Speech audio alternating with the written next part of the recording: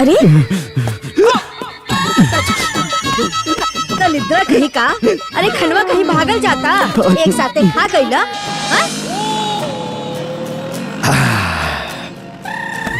बाबूजी, माई, बाबूजी आ गईले।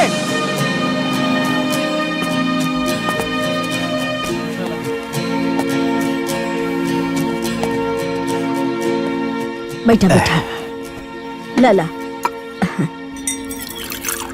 ला पानी पिया। का भाई जी?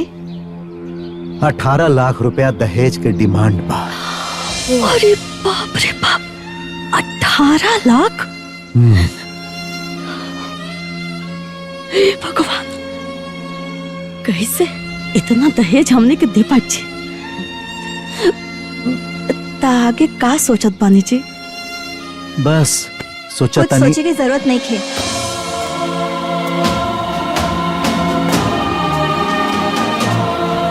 ऐसी का देखे तानी रवा लो, हम कहानी ना, कुछ सोचे की जरूरत नहीं थे।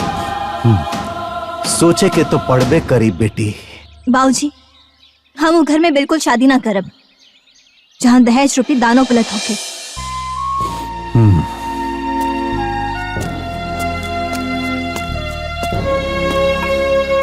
ए बिटिया, अरे बिना दान दहेज के बढ़िया सुखी घर परिवार कहाँ मिलेला हो? ससुरा के सुख दुख तो अपना अपना किस्मत के बात होला ना माई। हम वो लोभी सन के यहाँ बिल्कुल भी यह ना करब। अरे ता ए दुनिया में ऐसा धर्मात्मा परिवार मिली कहाँ?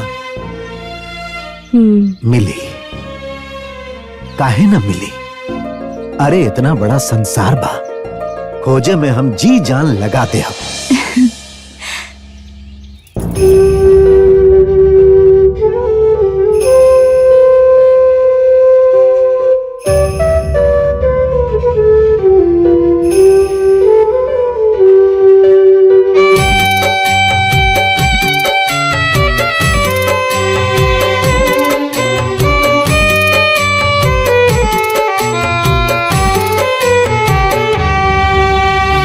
गला के जैसे एगो बाप बऊ रहवा, बेटी जोग पावे नाही कतही दुलावा। कौने घाटे नैया लगई है रे दहेजावा, कौने घाटे नैया लगई है रे दहेजावा। अब और के तना सातई है रे दहेजावा, अब और के तना सातई है रे दहेजावा।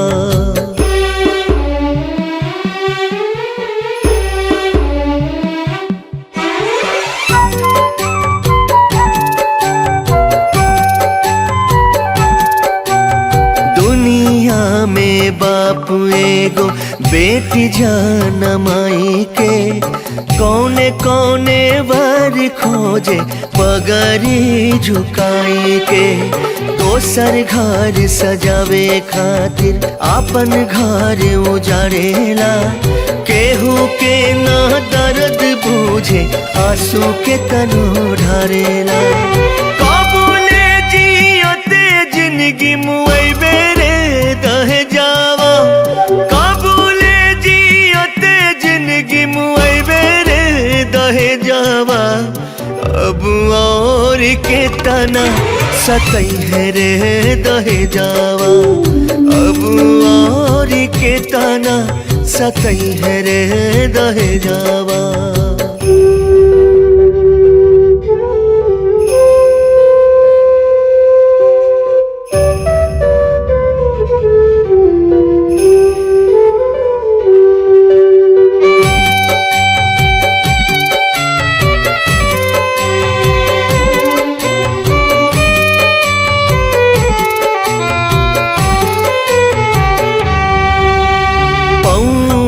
पे में गिर के बिलखे करे हाथ जोड़िया, जोगियन के जैसे झाके कई गो दुआरिया, मुंह फैला के बेटा वाला दूत करेला, मुजरिम के जैसे बेटी वाला के फटकारेला। तिले तिले कबूल तोड़ पैबे रे दहे जावा, तिले तिले कबूल तोड़ पैबे रे दहे जावा, अब और के तना सकई है रे दहे जावा, अब और के तना सकई है रे दहे जावा। हे महाराज, औकात तो हमार दहेज लेवे के 20 लाख रुपया के ऊपर हो, लेकिन ओकरे बाद भी हमके दहेज ना चाहिए। हम पान और फूल पे ब्याह करब। अभी समझला कि लड़का हमार स्वास्थ्य विभाग में नौकरी करेला, बाजार में हमारे को परचून का दुकान हो, दुकान पे कबो कबो हम बैठेला, कबो हमार छोटका भाई बैठेला, कबो कबो लड़का भी बैठेला। जमीन हमारे पास समझला कि कम से कम शुद्ध 20 बीघा के ऊपर होई। और भैया ऊसर बंजर नहीं के, एकदम उपजाऊ जमीन है, जोते वाली। सलिया भरे में हमके लागत हो कि 4-5 लाख रुपया हमने राशन बेच दे, लेकिन एक बताओ या जवन खरब बिना दहेज के। हाय देखा, हमनी सब एक साथे बैठ सकेला। हाँ, केहू के कोनो बंधन नहीं खे, मर्द मेहरारू सब एक साथे विचार विमर्श कर सकेला। और ये बाड़ी हमार ननद ये ऐजा ही रहेली। नमस्ते। प्रणाम। और हमार नंदोई मास्टर बाड़े और हमार दामाद इंजीनियर। बाकी रउआ तो देखते बानी ऐजा कोनो चीज की कमी नहीं खे। बाकी हमनी तो दहेज विरोधी बानी, रउआ तो सुनते बानी। जी भौजी के कहे के मतलब कि मतलब एगो बेटिया अपन बेटियो दी आ दहेजो दी तो बेटिया पर बहुत घनघोर अत्याचार न हो जाए जी। आ दहेज ली हल हमरा घर के लोग के आ हमरा बड़का भैया के बिल्कुल पसंद नहीं है। ऊपर से अगुआ बानी बिहारी बाबू। अब जहाँ बिहारी बाबू बानी वहाँ शादी के कैसे इनकार हो सकेला। ए भैया, राउल लड़की और हमार लड़का, रउआ हमार रिश्तेदार, हम आपके रिश्तेदार, रउआ हमारे काम में आए, हम रउआ के काम आए। रिश्ता में ब्याह में यह ने सबसे बड़ा दहेज होला। कहा जाला नु कि दुल्हन ही दहेज है। अपन लड़की के विदाई जवन हो सारी में कर दिया, वह हमारा सबसे बड़ा दहेज हो। रहुआ धन्य बानी रहुआ।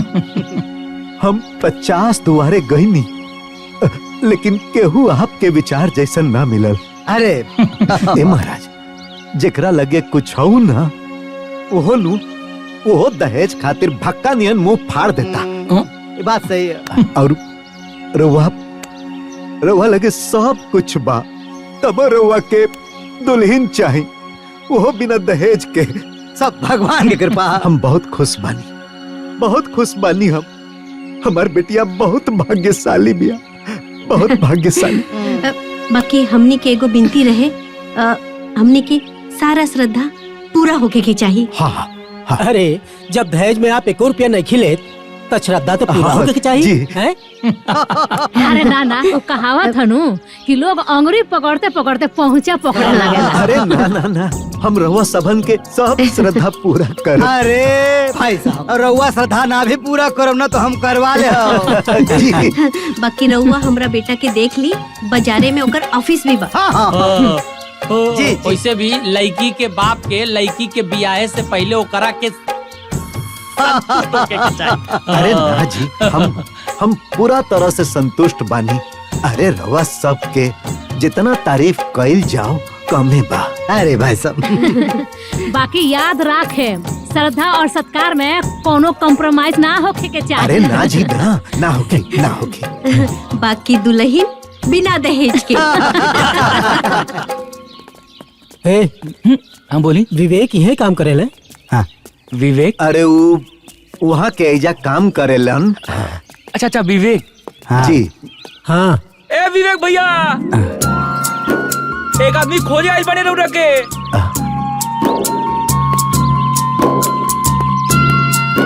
का सोहन यहाँ के रउआ के खोजता नहीं? जी बताइए। अब हम रउरा घरे से आवता नहीं, और अपना बेटी से रउआ संगे बियाह तय करे खातिर हाँ हाँ चाचा जी के फोन आयल रहे, वो सब कुछ बतैले है। अच्छा अच्छा, खुश रह खुश रह खुश रहा। अरे ठीक बा ठीक बा। अरे हमरे दीदी के रउआ से शादी होके वाला बा। चली सब है, कुछ नाश्ता पानी कर अरे लीजिए। नाना बुआ, उतर और बाबूजी के दबाव रहे कि रउआ से मिल ली तो आ गई नी जा मिले। आप अपन काम धाम देखी, हमनी की इजाजत दे। जी ठीक बा, हाँ, प्रणाम। खुश रह खुश रह खुश रह। लड़का ठीक है। हाँ बहुत बढ़िया। हाँ, एक नंबर बा लड़का, बहुत अच्छा। बहुत सुंदर और सुशील लड़का बा, हमके पसंद।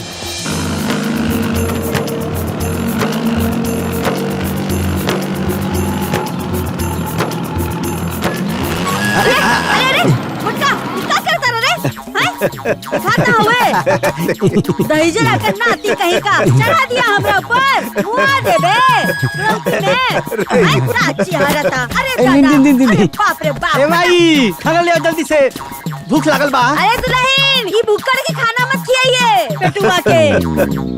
आउते ना हाल ना समाचार, पेट में आग लग गई तोहरा के। ए दादी, भूख लगी त केहू खाना नहीं खाई का? हाँ? जब देखा तब बकबकात रहलू। का रे? ऐसे दादी से बात करे के चाहे? चिल्लाता रहते? हाय रहुआ पानी पी। का जी, का हाल समाचार बा? ए मधु के माई, आज भी ये दुनिया में निमन आदमी के कमी नहीं खे। हाँ, यही से ही हित मिल गईल। अरे उन लोग के औकात न 20-25 लाख रुपया दहेज लेबे के हो, लेकिन 1 रुपया डिमांड ना कइलन। हाँ, उन लोग के खाली दुल्हन चाहिए। का आज के जमाना में बिना दहेज के बिया? ए बाबू, लइकुआ निमन बानू? ए माई, लइकुओ निमन बा, आ स्वास्थ्य विभाग में नौकरी करेला, आ साथ में बाजार में दुकानों बा, बुझ गइलू। और हाँ, उनकर दामाद इंजीनियर हवन, अजय बनोई हवन ना, वो हवन मास्टर। यही से सब कहेला ना कि बिटिया अपन भाग ऊपर से लिखवा के लेके आवेली। उनका किस्मत केहू ना बदल सकेला। सही कहलो। ए माई, वहाँ तो 4 किस्म की नाश्ता रहल, 2 किस्म के मिठाई, आ 2 किस्म के नमकीन, आ समोसा, तो पूरा भर पेट खा लिया। खाली तोर पेटवे पे ध्यान रहेला। अरे चुप ना रह तू दादी, हो गए। अच्छा जाना ताड़ू, भगवान भी हमरा जैसन मजबूर बाप के न ध्यान कैले होखियन, यही से नु ऐसन हित मिल गइलन। अब हमरा बेटी के आराम से बियाह हो जाए। ए बिटिया, का कहा तारू? बढ़िया बा माई। अरे हाँ, उ लोग के 1 रुपया डिमांड नहीं खे, बाकी उ लोग के सब श्रद्धा पूरा होके के चाहिए, यह डिमांड कैले वालों। हाँ। ए जी, जब वो लोग 1 रुपया के दहेज नइखे मांगत, कुछ और डिमांड नइखे करत, तो उनका श्रद्धा तो पूरा है कि न पड़ी। इतना तो हो ही के चाहिए। बियाह के दिन तय हो गइल बा? अरे माई, अब ही तो दोनों परिवार के बियाह खातिर मन मिलल हा। आप दिन तिथि तय करे खातिर बुलावा आई नू। समझे जी? हाँ। ई बाजार में अपन दुकान है जी। आही दुकान पे अपन अड्डा। क्या हो? हाँ क्या? हाँ क्या हो? हाँ छबीले, केने बड़ा हो? अरे बाजारे में बानी। गजब आदमी हवा, बतावा। बाजारे में घूमता रहा, यहाँ देखा तो हमारा बेटा का ब्याह तय होता। महाराज आवा जल्दी से यहाँ सत्कार होटल में। हाँ आवा जल्दी आवा। तो समझी जी कहत रहनी। हाँ देखा, आप जल्दी से देख बोल हो जाओ। हाँ, बाकी हम अपनी तैयारी में लग जाई, ब्याह शादी में हर हुआ अपनी तैयारी में लग जाई। हाँ कि ना? और रघुनाथ भाई, अरे भैया वाह वाह वाह वाह, बैठा बैठा बैठा। देखा ये मस्त समझी ब्याह का बैठा क्या है? चलो बैठा। समोसा ला रहे, रसगुल्ला भी ला, रसगुल्ला। बैठा बैठा बैठा बैठा बैठा लोग। अरे तू 2 प्लेट रसगुल्ला लेके आवा।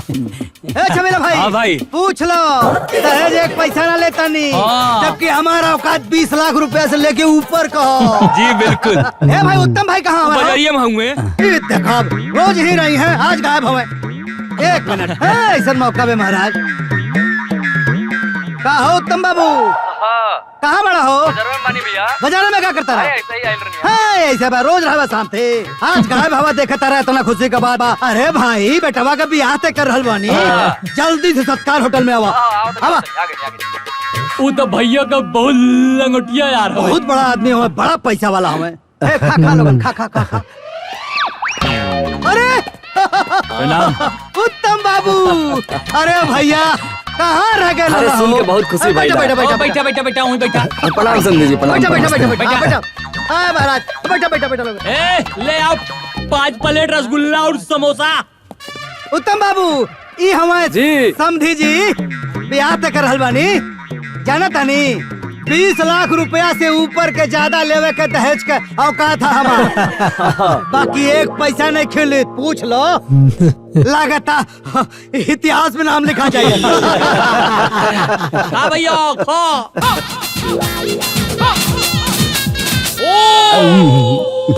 अब आगे के का प्लान बा? अब आगे का प्लान रही?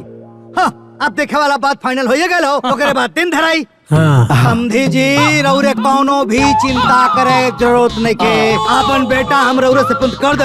ये तो बड़पन बाप के। अरे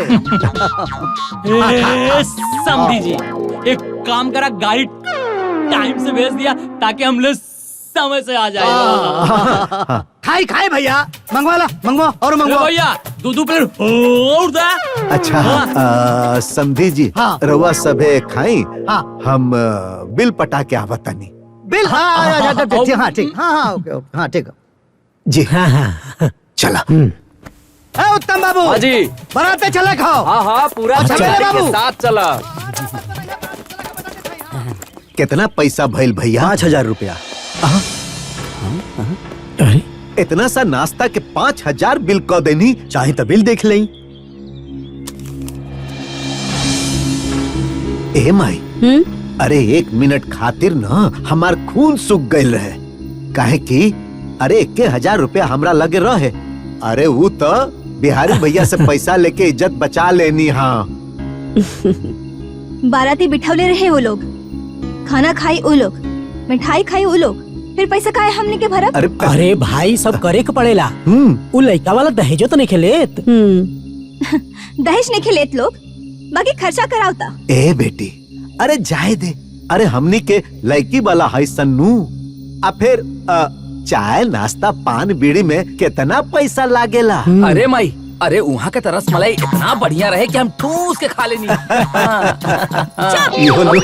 अरे पेटू कहीं का, अरे आधा बिल तो तोरे खैले का भइल होई। ए दादी, अरे हम का जानी कि हमारा बाबूजी के बिल भरे के पड़ी, यही से हम खूब दबा के खा लेनी है। चुप भैसा कहीं के।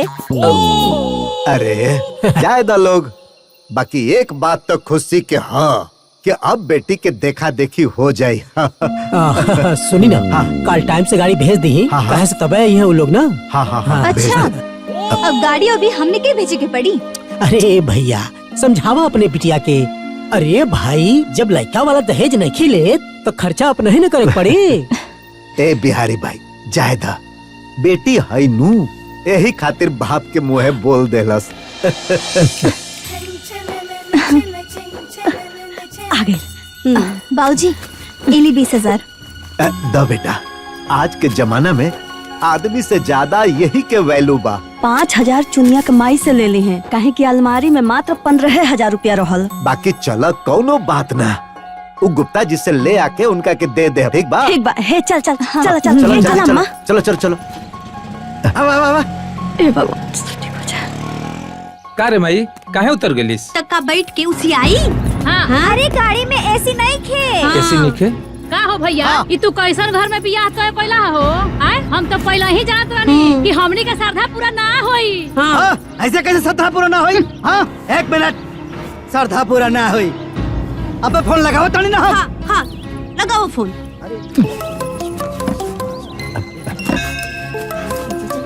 समधी जी का। हाँ प्रणाम समधी जी। प्रणाम प्रणाम। बताइए कोनो बात भइल? हमारा औकात 20 लाख रुपया दहेज लेवे के ऊपर कहो, जाना ला नू। लेकिन हम कुछ मंगा नहीं रहुआ से। अरे बिल्कुल ना, कहीं ना का भइल। अरे अब का भाई? समझी जी वो का पहले ही बोले रहनी ना कि शादी में श्रद्धापुरा में कोनो कॉम्प्रोमाइज ना होगी। हाँ हाँ, हम कहाँ कोनो कॉम्प्रोमाइज कोई नहीं है समझी जी। तब काहे नहीं एसी वाली गाड़ी बेचला और ऊपर से हमार लंबा परिवार एगो गाड़ी भेजले बड़ा वो खचाड़ा। अब एगो काम करी ना, अब रउआ दूगो एसी गाड़ी कॉल ली, बाकी हम देख ले। हाँ ठीक बा, हाँ तो खटारो तोहार भेजे थई वापस, हम गाड़ी वैसी वाली बुक करके हम नहीं आवत नहीं, ठीक बा? लोकेशन भेज दो। जी जी भेजा तानी।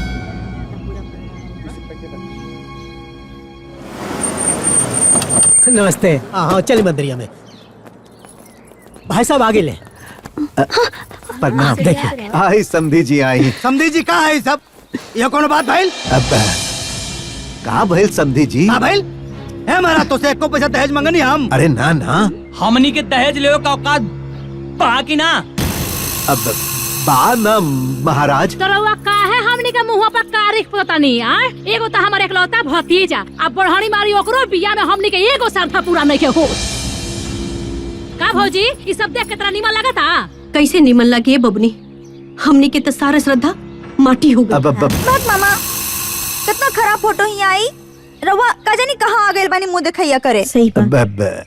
ए समधी जी, हम सोचनी हा कि शुभ काम होखत बा तब भगवान के दरबारे में हो जाओ। चुप रहे महाराज, रहुआ हमनी श्रद्धा के बारे में सोचते नहीं थे।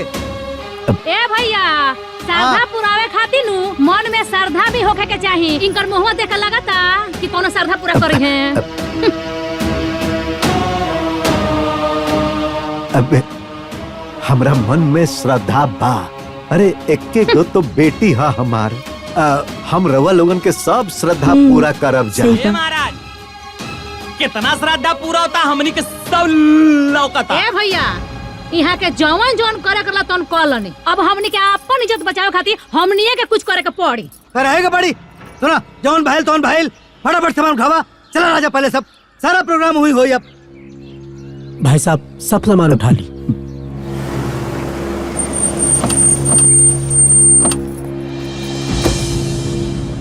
हाँ ले जा ले जा। हाँ कहाँ भाई लोग, सब ठीक ठाक बढ़िया? चल रहे भाई, चल। देखी यहाँ गजब व्यवस्था हो, सब अपन लोग आदमी हो। देखा टाइल्स देखा, लाइट देखा, व्यवस्था देखा, मने मन प्रसन्न हो जाला। कहाँ मंदिर में लेके गए रहुआ, इतना कुछ ना होगा। वहाँ चली जी।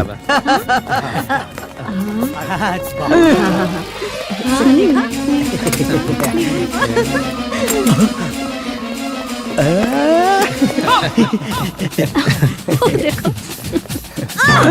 दर कहीं का तनी आदमी नियन खो हैं? अरे लोग देखिए तो का कही है? भूख लागल बता खाई ना। चल पूरा कहीं के बैठो बैठो बैठो। ये चलो दुल्हन देख लीजिए। चलो चलो। अरे बाप रे, दुल्हन तो बहुत सुंदर बाड़ी। साचो दुल्हन हमरा के पसंद बा। हाँ। अरे जब पसंद भी आ तो आगे का कार्यक्रम शुरू करी। हाँ हाँ भैया चला, निकाला सकुन, निकाला लोग निकाला। हाँ। अरे भैया नेक काम में देरी का है। ए विवेक, लड़की तो हमनी के पसंद बाड़ी, तहार का इरादा बा हो? देखा देखा, अरे पसंद नहीं तो कह दो, अभी कैंसिल कर दे। सब देखो की अरे अरे देवर जी रउआ सही कहत रहनी है, नेक काम में देरी का है। ए दुल्हन आवा चला, उठा उठा उठा।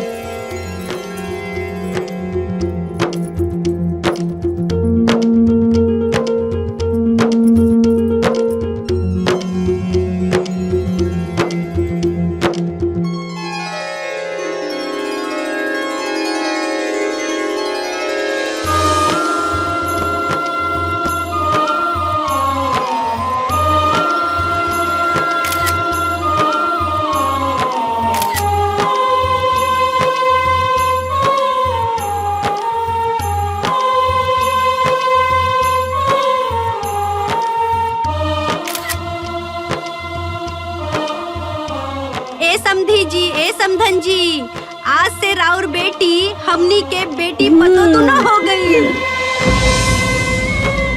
हमनी के भौजी और हमार मामी। चला चला चला चल बेटा आओ।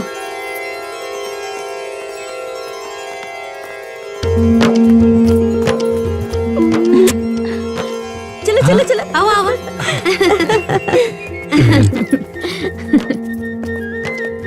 समधी जी पतों के पाके हम बहुत खुश बने।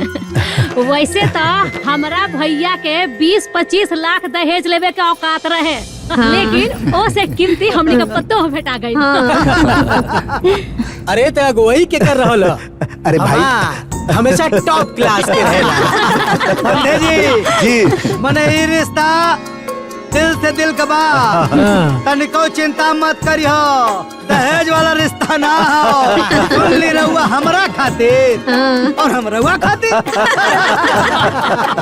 ए समधी जी, हाँ। अरे रउआ ऐसा ही अपन आशीर्वाद बनौले राखी तो हम ही सागर पार उतर जाए। अरे समधी जी पार हो जाए ना, समझी पार हो गई नी।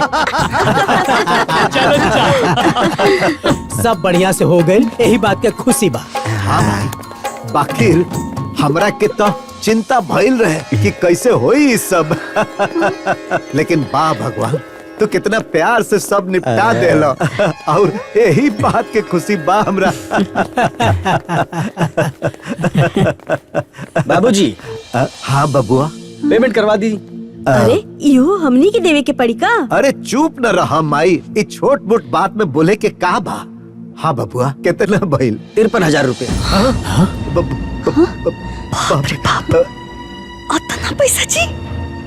बाकी हमने के बोलवले तो वो लोग रहे ना, फिर हमने के पैसे काहे दे सन? ई का बात भाई? अरे बेटी शांत रहो, हम करत आनी कुछ। ए जी उतना पैसा के व्यवस्था कहाँ से हुई? हमने के लगे तो खाली 7,000 रुपया बचल बा। अरे चुप न रहो, सोचे द जरा, हम कुछ व्यवस्था करत आनी ना। का करी? हाँ गुप्ता जी। 1 मिनट। हाँ हेलो। अरे गुप्ता जी प्रणाम। हाँ प्रणाम। बेटी के देखो कि हो गई बात ठीक से? जी हो तो गइल, लेकिन एगो फेरा में पड़ गइल भला। का भइल बतावल जाए? अब थोड़ा सा बजट बढ़ गइल। हा अच्छा तो कितना चाहिए? अब 50,000 चाहिए। अच्छा तो ठीक बा, हम आपके अकाउंट में भेजत बनी। ठीक बा धन्यवाद। चला देखा सुनी तो हो गई। हाँ। अब कैसो ब्याह हो जा तो मन ही जाना गंगा ना। सही कहला। अरे ओकनी के तो मन बहुत बढ़ गइल बा बाबू। अरे अम्मा लड़का वाले बाड़े, इतना छाव तो करबे करी सब। हाँ। एकर मतलब ई ना होला ना कि जुल्म करी लोग। हरदम नया ड्रामा, ई नया ड्रामा देख देख के ना हमार मन अगुता गइल बा। अभी ये इतना करत आनी, पता ना बाद में का करी लोग। बाबूजी जितना गइल उतना गइल, अभी ना ये बिया कैंसिल कर दी रहुआ। चुप कर, बहुत पकड़ बोला तारी। अरे बियाह शादी हो, 18 गो लोग आवेले, 18 गो नौटंकी करेलेन, कुल झेले के होखेला, ऐसे बियाह शादी ना हो जाला। कैंसिल कर दा। अरे ये कुल का जनी है, नए जमाने के लड़का हमें आए। ए बाबूनी, दूसरे जगह तुहार बियाह तय होत तो वहाँ नगद भी लगत और इहो कुल सहक पड़त। यहाँ तो कम से कम नगद दहेज ना लगता। और ना तका ऐसे ही बेसी कर करके ये लोग इतना ले ली ना कि पता ही ना चली। अब जाए दे बेटी, हमने के बेटी वाला है सन ना।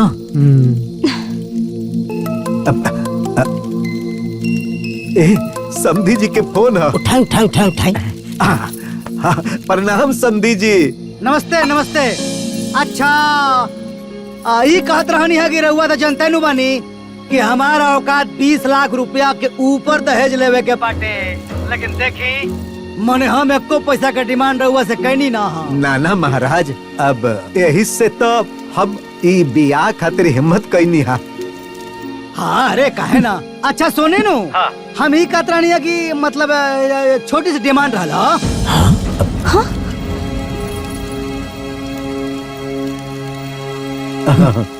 हाँ अब कहीं ना, हम जरूर पूरा करब। देखियो ना, शादी ब्याह तो बार बार होला ना। सही कहता नहीं। तो मतलब हमरा परिवार का बड़ा मर्जी रहल है कि ऊ का कहले ओके प्री वेडिंग। हाँ प्री वेडिंग हो। प्री वेडिंग का आजकल बड़ा फैशन चल हो। हाँ। तो सब लोग चाहत रहल कि प्री वेडिंग हो जाए तो अच्छा रहा। अब देखा पहली बार शादी होत हो, एक बार शादी होला, अब बार बार तो होला ना, यादगार बनल रही। जी जी हाँ तो कहत रहनी का मैं फोटोग्राफर से बतिया ले बनी। हाँ हाँ 3-4 लोग आई। हाँ हाँ हाँ मेकअप सेकअप जो होला ना टीम टाम कुल लेके हैं वो लोग। हाँ और वो जो समझ लगे जो छोट बहुत डिमांड हा तो आ रहा देख ले भी कहत रहनी। हाँ अब जी जी रवा चिंता मत करी, हो जाई हो जाई। धन्यवाद। देख ली ना ये लोगन के हर दिन नया डिमांड। ठीक बा, प्री वेडिंग तो आजकल के नया फैशन बा हो।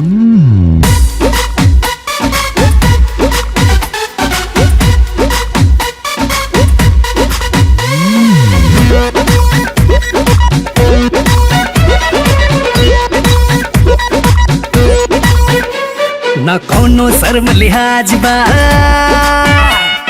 न कोनो परहेज, न कोनो शर्म लिहाज बा, न कोनो परहेज। झूठा हूँ ही बात बात के दुल्हन बिना दहेज, झूठा हूँ ही बात बात के दुल्हन बिना दहेज। दुल्हन बिना दहेज भैया, दुल्हन बिना दहेज, दुल्हन बिना दहेज भैया, दुल्हन बिना दहेज।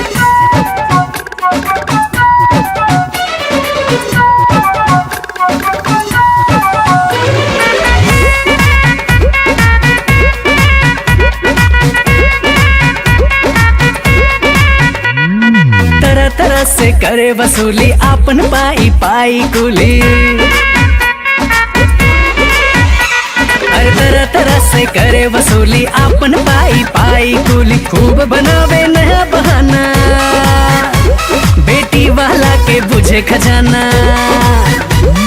मामला इतना कहिए से बाटे सनसनी खेज। झूठा हूँ ही बात बात के दुल्हन बिना दहेज, झूठा हूँ ही बात बात के दुल्हन बिना दहेज।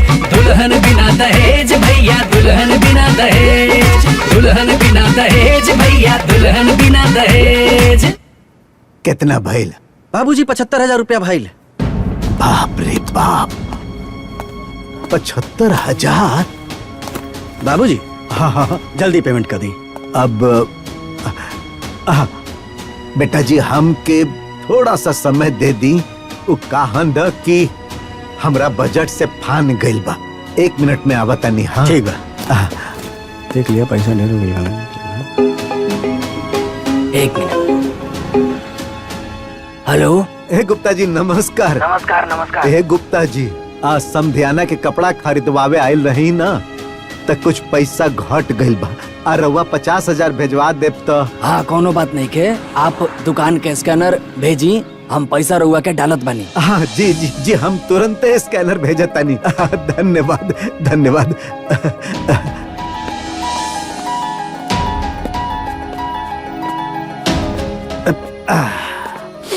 मधु के माई पानी पियावा।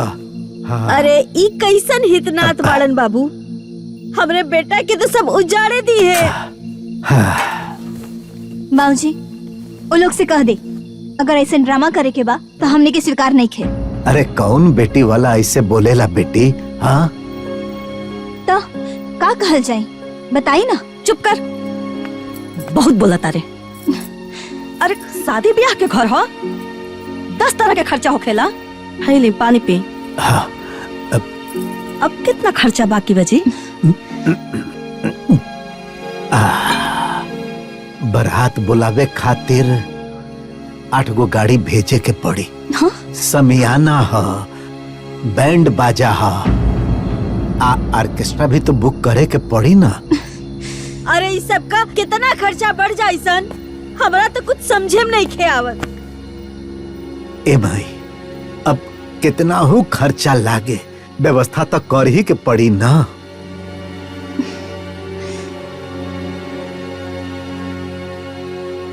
ठीक है बा, काल ही चलल जाओ गुप्ता जी के यहाँ। अब तो गुप्ता जी ही पार लगई हन।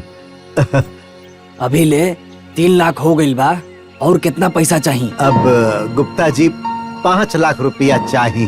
दहेज तो देवे के ना रहल, तो इतना पैसा कहाँ खर्च कर रहल बड़ा?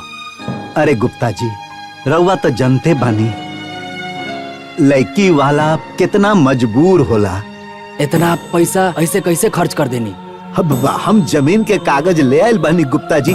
अरे दो हो।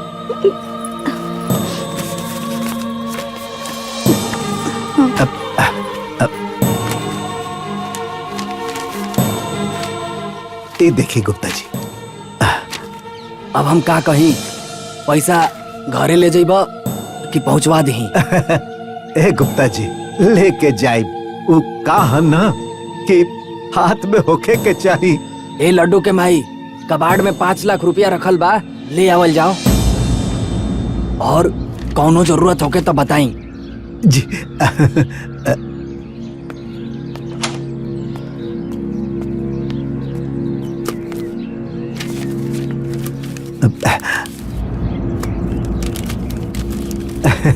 जी लड़का वाला मारे बाजी, जकरा बेटी ऊ अपराधी। हाँ, लड़का वाला मारे बाजी, जकरा बेटी ऊ अपराधी। कितनो बदले समय इचोला, ई अभिशाप खत्म ना होला। कूलर पंखा टीवी एसी सोफा कुर्सी में झूठो हुई बात बात के दुल्हन बिना दहेज। झूठो हुई बात बात के दुल्हन बिना दहेज। दुल्हन बिना दहेज भैया, दुल्हन बिना दहेज। दुल्हन बिना दहेज भैया, दुल्हन बिना दहेज।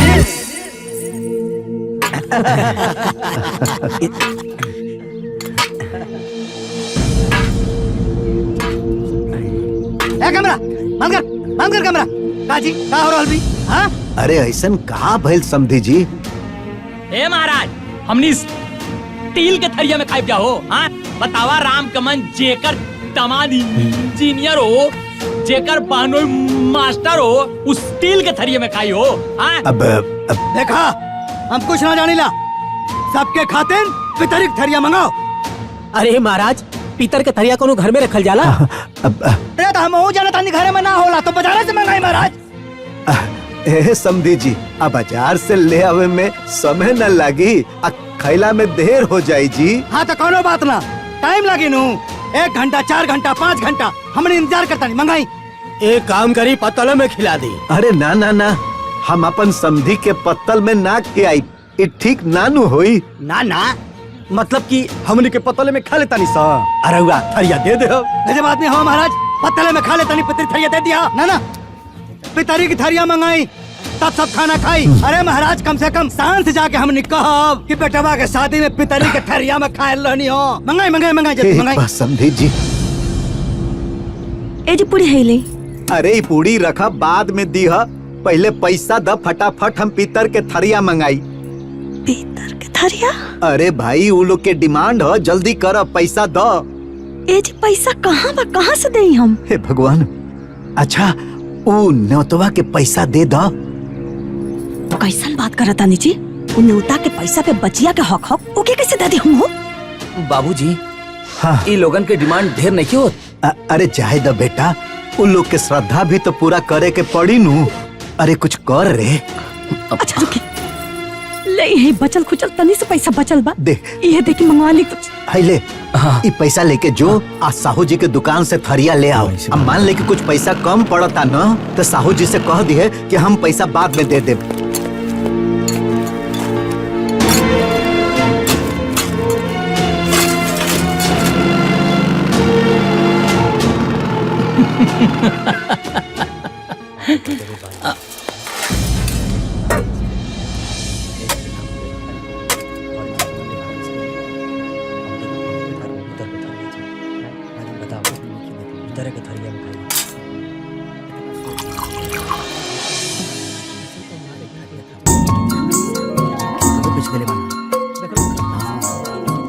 ए समधी जी खाना कैसन बनल बा? आज कहीं भैया राउर काम एकदम नंबर 1 ग्रेड के बा हो। सुनो समधी जी, बोली लोग बंधन में खोलवा ले सही कहा तारा, कहा है ना कि बात के झंझट न रह जाए। जी जी, अरे एकदम पाई पाई रवा सबे भोजन पाई। सब बढ़िया से हो गइल नु। हाँ, अब क्या बात करते देखी हमार बड़ी इच्छा रहे कि बंधन खुलाई में हम अपना समधी के सिगड़ी ही दी। अरे हित हमार हवे नु, बहुत दिलदार हवे समधी जी हमार। बाकी समधी जी एगो बात ही कह रहल हो, माने मारो हम ना हिलाई, मारो हिलाई हमरे बाहों। का समझी जी कि हमार माई के बचन दिहल रहे विवेक के शादी में पाहुन बन। हाँ तो कोनो बात नहीं खे। अरे फूफा भी पापा के बराबर होला। हाँ तो कोनो बात नहीं खे। चली हिलाई। अरे तो ऐसे कैसे बंधन खोल दी? जैसन चैन भैया के गला में पड़ल बा वैसन चैन हमरो गले में पड़े के चाहिए ना। पड़े के चाहिए, बद हो वो तो चाहिए। अरे बाकी तो चैन तो दिया गेल ना। अरे तो वहाँ के गला में मिलल है ना, हम ऐसे कैसे खलिए मारो हिला दी? मंगवाई एक और मंगवा दी। समधी जी अब हमारी हिम्मत नहीं खे। हिम्मत नहीं खे? ये क्या बात करता नहीं? रहुआ का मालूम मानू कि हमारा औकात 20 लाख रुपया दहेज लेवे के ऊपर का। 1 रुपया दहेज मंगनी हम भैया ना मंगनी नु। एक सीकर देवे के तोहार हिम्मत नहीं के। ये कौन तोहार हिम्मत हो? अगुआ हवा तू ना तो के ना देखा था। अरे महाराज हमारे श्रद्धा के चिंता ना रहल तोहरा तो कम से कम हमारे मरल माई के श्रद्धा के चिंता करता। ओकर अंतिम इच्छा रहे कि मारो हमरे पाहुन हिलई है। मंगाओ मंगाओ सिगरेट तब जाके होई। ये कौन बात भइल? का हुआ अगुआ? यहाँ पे जिद कराओ के लला का तू? ना भैया जब सिकड़ी आई तब मारो हिली। अगुआ बोला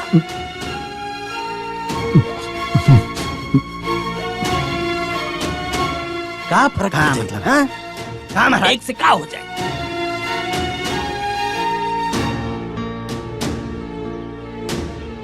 ए मधु के भाई अब कोनो रास्ता नहीं खे।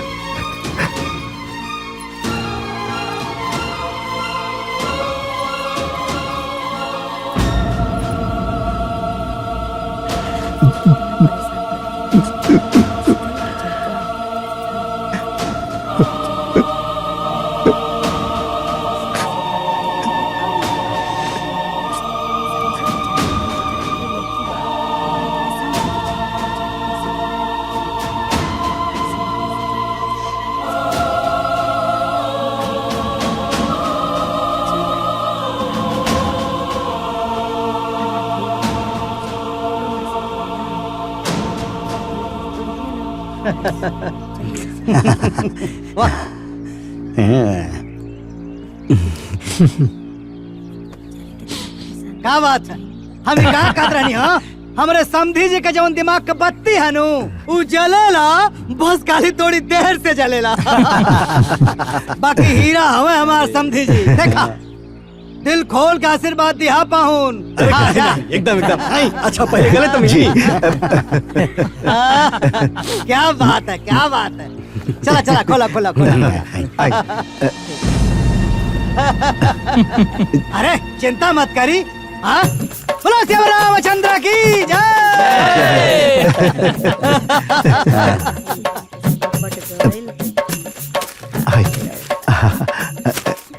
अरे बोली ले है देती है अगुआ को देती ना ना अगुआ के। हाँ हाँ अरे ला ले ला। अरे कोनो बात ना लावा हम रख देते हैं। अच्छा मैं कहा था अगुआ जी यही लागे साटा बाटा के भी हिसाब होता। हाँ हो जाए तो मतलब बार बार लफड़ा ना रही। हाँ, है पाहुन? हाँ भैया, समझी से मिलके सब करवा ला। हाँ भैया चलिए रहो चलिए आई। इत्तहार है बेटा, तहारो डेकोरेशन 20,000 रुपया हाँ, बाचल हाँ। रहे नु। हाँ डेकोरेशन वाला है हाँ, तई हाँ। पूरा बा। ठीक बा। जा अब ए फोन आए। गुप्ता जी के फोन हो। अब हाँ हाँ गुप्ता जी। लाख रुपया भेज देले बनी। जी जी टोटल 10 लाख रुपया हो गइल बा। हाँ हाँ राहुल 10 लाख हो गइल बा तो हमार मकान उससे ज्यादा कीमत के बा। जी ठीक बा ठीक बा जी। सबके पैसा दिया गइल आ हमरा लगे अब 1 रुपया भी ना बचा।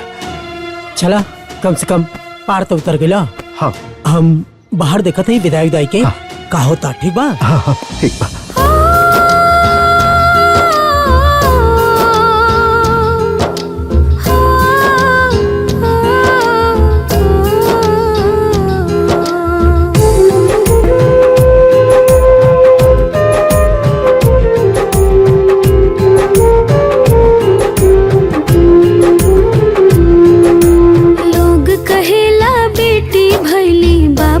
घर में लक्ष्मी आईली,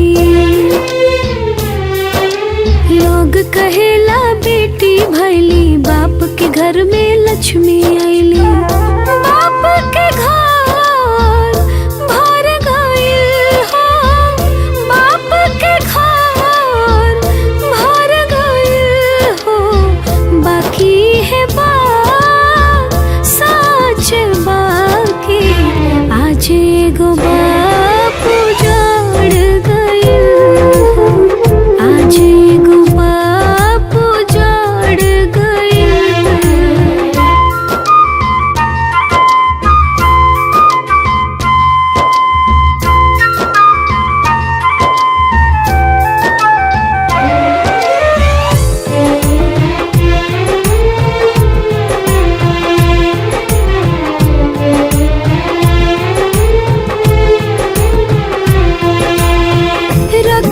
जोगा के माई बेटी के सब दे दिहली,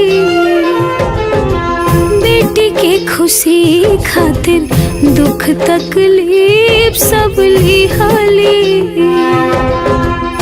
रीत रिवाज सब जहर भइल हो, रीत रिवाज सब जहर भइल हो, बाकी है सोच बाकी आज एगो बाप उजाड़ गइल हो, आज एगो बाप उजाड़ गइल।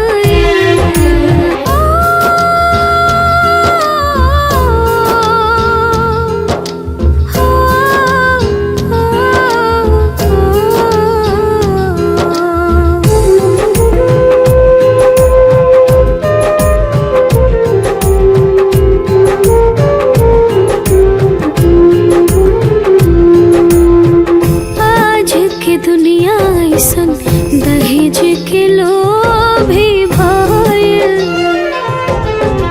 बेटी के कारण आज बाप के सब कुछ गइल। लोगवा के आत्मा मर गइल हो, लोगवा के आत्मा मर गइल हो, बाकी है सोच बाकी आज एगो बाप उजाड़ गइल हो, आज एगो बाप उजाड़ गइल।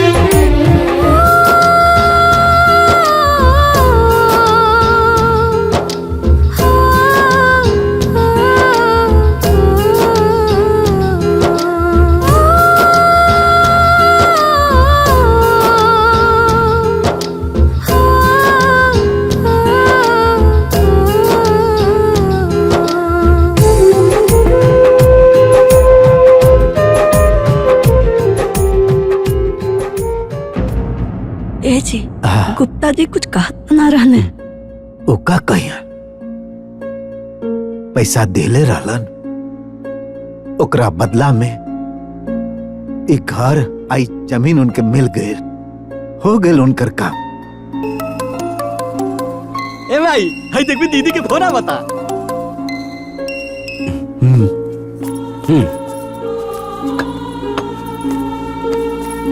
हेलो प्रणाम माई। खुश रहा बिटिया, का हाल चाल बा?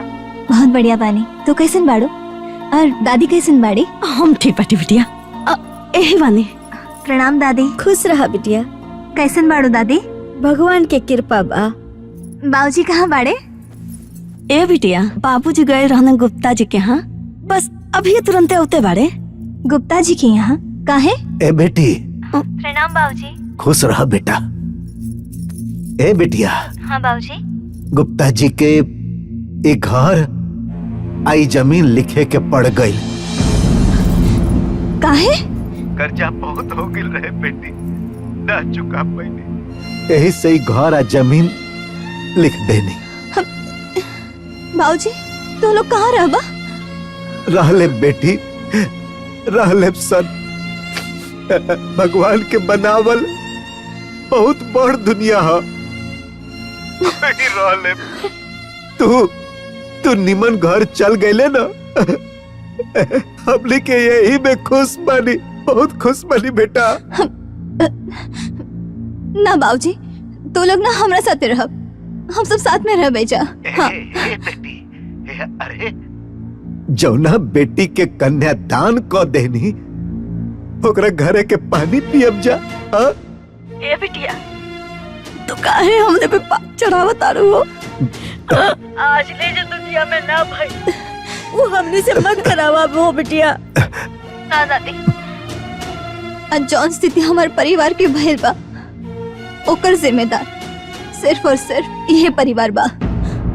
अरे हम तो सोचनी कि ये लोग दहेज नहीं खिलेत लोग, और हमारे गरीब माँ बाप के गुजारा हो जाए, बाकी ये लोग तोरा लोगन के तिल तिल तड़पाउले बा लोग। अभी लोगन के एहसास दिलावे के बा। अरे कि एगो बेटी वाला कितना तकलीफ सह के एगो बेटा वाला के हर श्रद्धा पूरा करेला। लेकिन फिर भी बेटा वाला के रहम नहीं खियावत। एगो बेटी वाला के दर्द का होला, एगो बेटी वाला के मजबूरी का होला, इस सभी लोगन के बतावे की पड़ी। तोहने लोगन के हमार कसम बा, अगर तू लोग ऐसा ना आए बना तो हम भाग के ओइजा आ जाए। बेटी सुनो।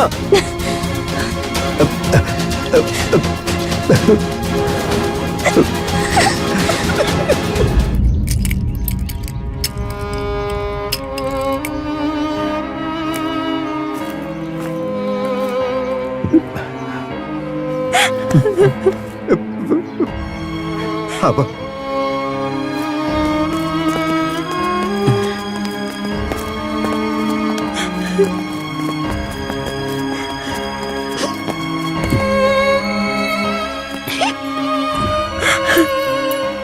अब रहुआ कहाँ जाए और का करब?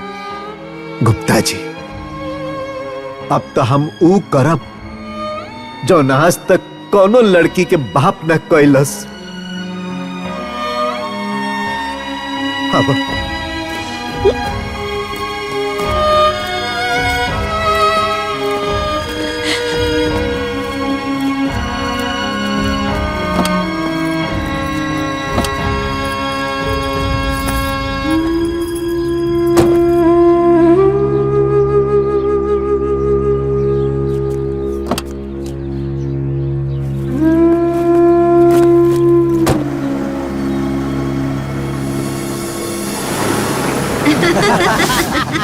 भैया वैसे कर अच्छा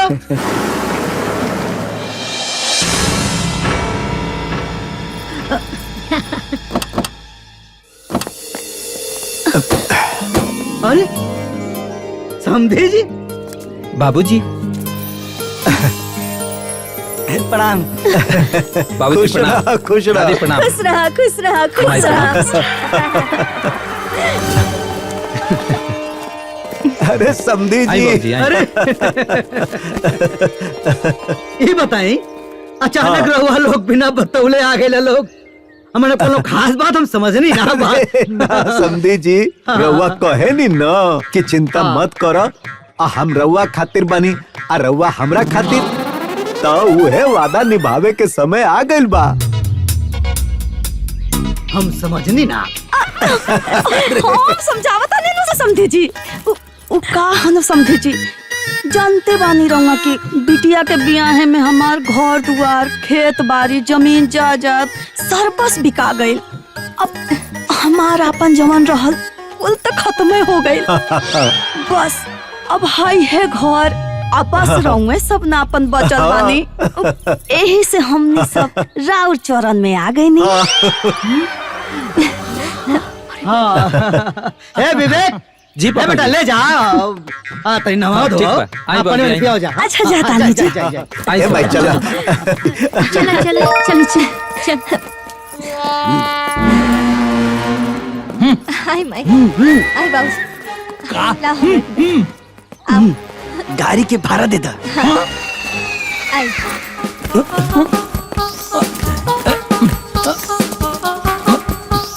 भैया हाँ करिए भाड़ा मांगा था। अब भाड़ा मांगा था चाहे ए भगवान तो सारे पूरे खानदान के हमारे हकला बना देवे। अरे भाड़ा मांगा तो पूछ क्या बताओ कितना मांगा तो क्या कितना पैसा भइल? 5000। 5000? तू इतनी दूर 5000 लूटत नहीं का? फुल एसी चला के गाड़ी लेके आए हैं। चल खाए की ठिकान ना पुलिस यात्रा करता है। भैया हाँ भाई 5000 मांगत बा तो हम का करी 5000 भेला तो दे के पड़ी तो हम काहे दी हम समझी तोहार आइल बाड़न। हाँ समझी आल हम तो पैसा बोला हो पापा जी। हाँ बाबूजी कहनी है कि उनका भी कुछ बाचल नहीं और गाड़ी के भाड़ा खातिर द्वार पर हल्ला गुल्ला हुई तो इज्जते न जाई। अरे इज्जत जाई 5000 भेलो 5000 तो की ज्यादा ना लगा तो बाबूजी हाँ हाँ बाबू 5000 तो लगबे करेला। रवा लोग जब मुंह दिखाए खातिर ऐसी गाड़ी में आइले रहनी हमने की यहाँ तब हमनियों की भी इतना ही देनी है। हाँ हाँ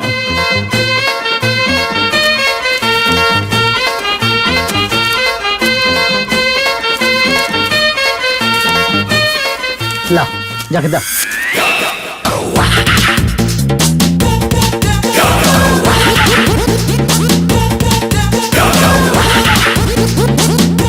अब आप यहाँ बोलो अब चलो चलो एक बात बतावा लोगन अगर केहू नात बात रिश्तेदार से कह दो कि चिंता मत करिए हम बानी ये महाराज अगर हम कहिए दनी तेकर मतलब का भाई तो अपन डेरा डंबर घर दुआर लेके हमारे दुआरे पे आके बैठिए। ये बात कर रहा 1 लाख के कहता नहीं। बताओ रहू हमारे रिश्तेदार है ऐसा कर सकीले का? ए महाराज हम तो आज लइसन देखला ही नहीं। अरे हम तो पहले ही कहत रहनी कि तू कैसा घर बियाह करावत। अरे कन्यादान होखला के बाद तो घर के पानी ना पियल जाला। आई अनाज कैसे घोटाई? अरे जे लाश शर्म घोर के पी जाला ना ओकरा के कुछ करे में शर्म ना आवेला बुझना। बाबूजी हाँ बहू रवा हमार माई बाबूजी दादी और भैया खातिर एक घर में शरण देनी एक खातिर हम रवा लोग की बहुत आभारी बानी। अरे बहू कैसे बात करता रही। अरे भाई सुख दुख में अपने नु काम आवेला। पूछा ना हमने ना ये चर्चा करा अरे उस समधी और समधिन के नाश्ता वास्ता करैलू की ना? जा जा जा कुछ खिया पिया दा। जा भी करावता नहीं।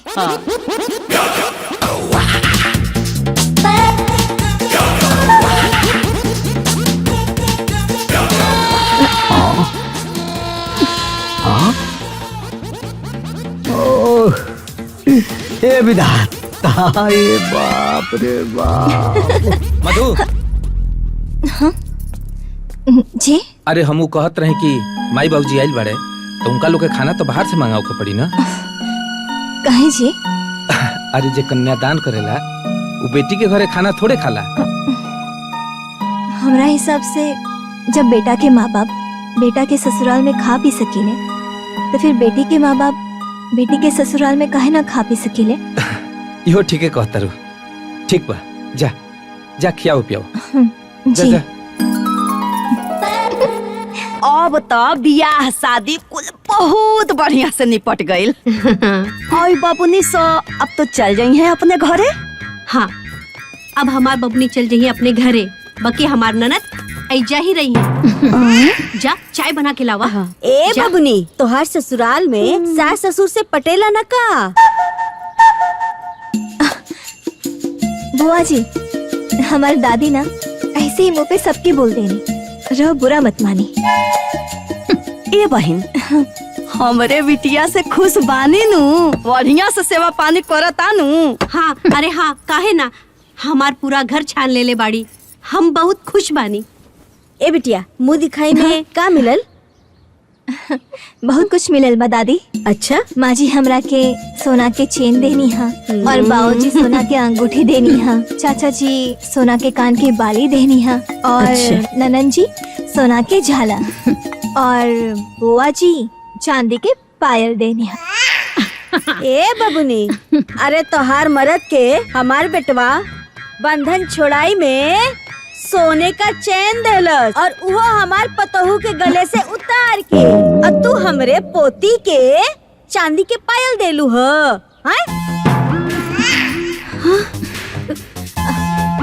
जाए देना दादी जी, सोना चाहे चांदी, बुआ जी के जितना बल रहे उतना देनी हा।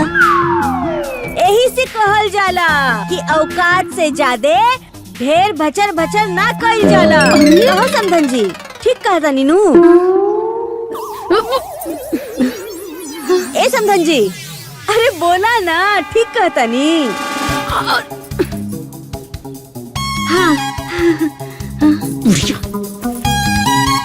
अरे माई रुकी ना, माई रुका, रउआ लोग चाय नाश्ता करी।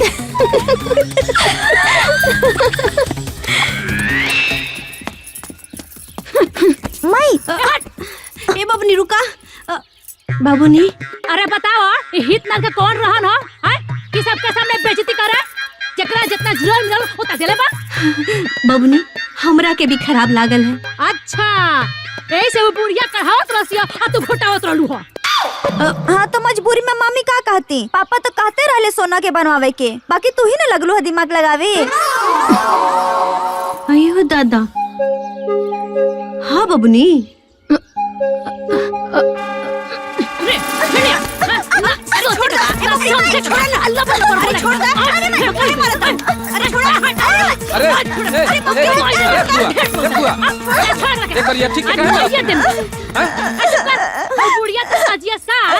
पूरा आंगन में सबके सामने हमार बेइज्जती करतिया। अरे तो तू कौन कौन बाड़ू? मालूम में फटर फटर बोल के वो लोग के बेइज्जती करत रहू तो ऊ ठीक रहे? लगला ससुरारी का तारीफदारी करे। ए बेटा, जायदा, शांत रहा ना, शांत हो जा। चल चल रे चल, चल सा। हमार दिमाग चल झुका लड़ाई में केसरिए कइले भी है। बाप रे बाप, ये कहाँ से अखोर बखोर आके आंगना में बस गली से होता था। जी नहीं नहीं चली खाना बन गई है, खाना खाई लोग। चला ए समधी, चला खा लोगन। चला लोग, चला।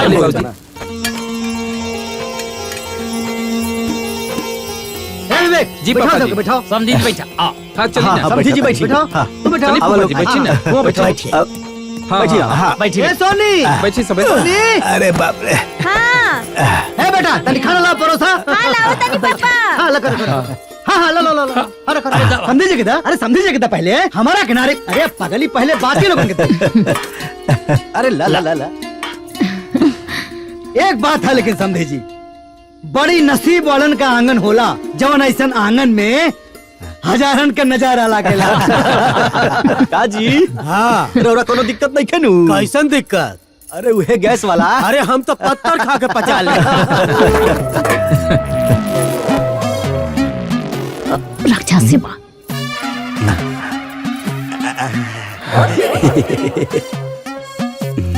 ए बाबुआ, इतने बड़े थरिया में खाला का?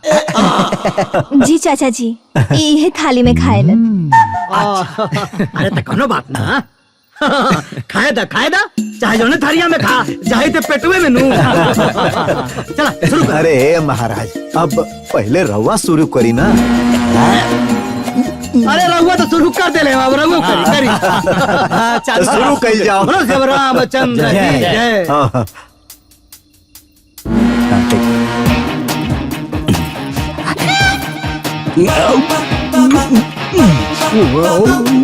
अरे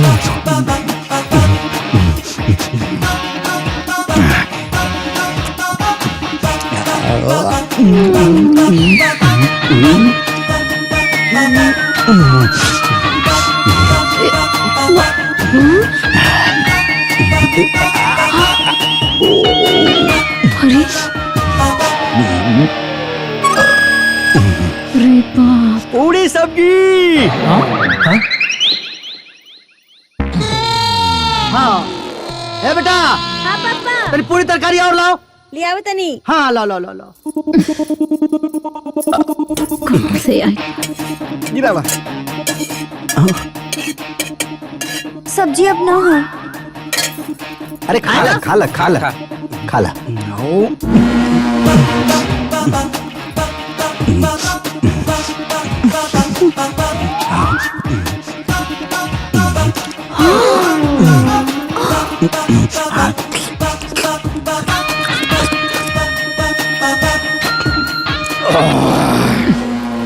पूरी सब्जी और चाहिए। हाँ? अरे बेटा आवता आवता। ए बिटिया, हाँ पापा। तेरी खाना और लावा। पापा खाना खत्म हो गई। खाना खत्म हो गए। अरे बाबू सुनो सुनो, रो मत, खाना और चाहिए। लो और खाना से क्या हुई? हमके कुल चाहिए। हाँ ला हमरा खाई ला। उतने से हमार क्या हुई? हमके सबका चाहिए। लो भैया, ला ला ला ला बाबू, खा ला। सब लोग दे दो भैया। ला ला ला खा ला, हमरो खा ला। हमरो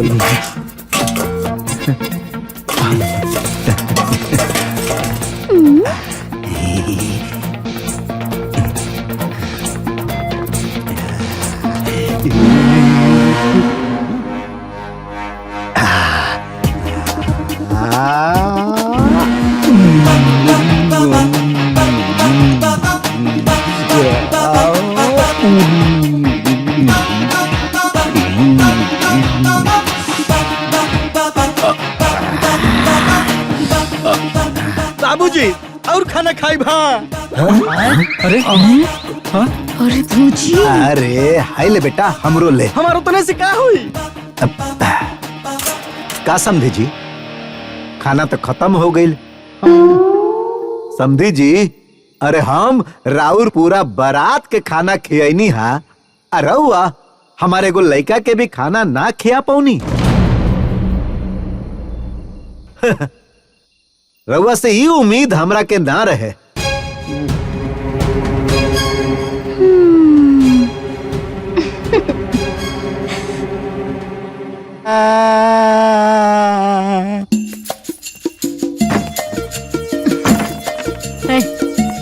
हाय धरा लोगे इहे खा के पानी पी लो लोगिन, कम से कम कुछ तो राहत मिली। दो हमरे को।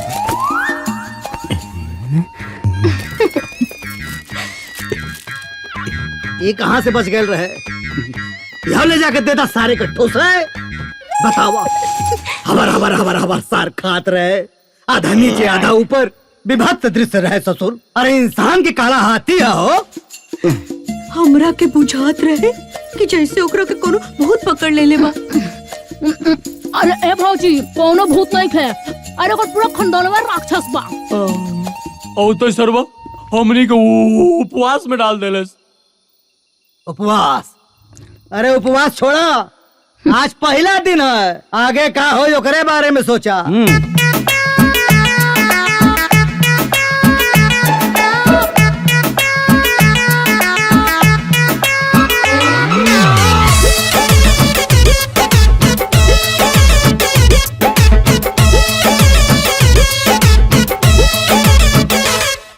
जावन मन में होखे ऊ मन के बतिया कहा, अपन घर समझ के असर पासर के रहा।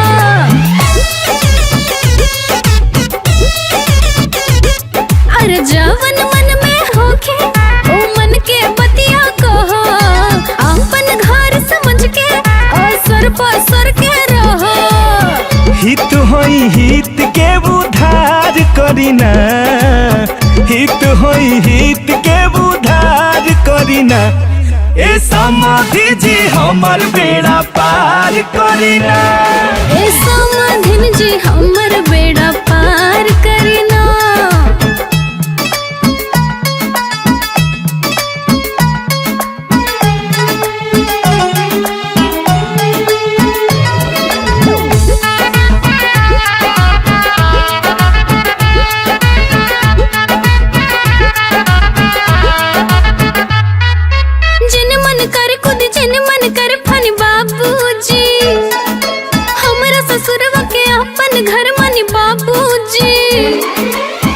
समधी जी सही बात बा।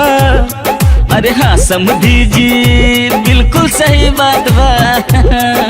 खाइल जाओ पियल जाओ ऐस मौज कैल जाओ हमनी के, ऐस मौज करके जी मत वाला भइल जाओ हमनी के। भर पेट देके उपकार करीना, भर पेट देके उपकार करीना। ए समधी जी हमार बेड़ा पार करीना। ए समधिन जी हमर बेड़ा पार करीना।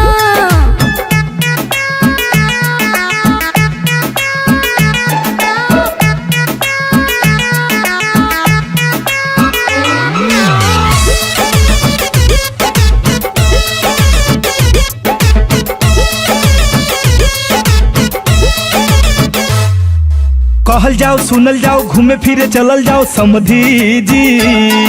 मान सम्मान दी हमनी पर ध्यान दी समधिन जी। ए अम्मा जी बुझनी का जी, ए जी बहुरिया अरे बुझ गई नी जी। हितई में हितनी रहले में लोग के बड़ाई है, इज्जत प्रतिष्ठा है दुनिया में असली कमाई है, बुझाई। जवन होता ओकरा पर विचार करीना, जवन होता ओकरा पर विचार करीना। ए समधी जी हमार बेड़ा पार करीना। ए समधिन जी हमर बेड़ा पार करीना। ए समधी जी हमार बेड़ा पार करीना। ए समधिन जी हमर बेड़ा पार करीना।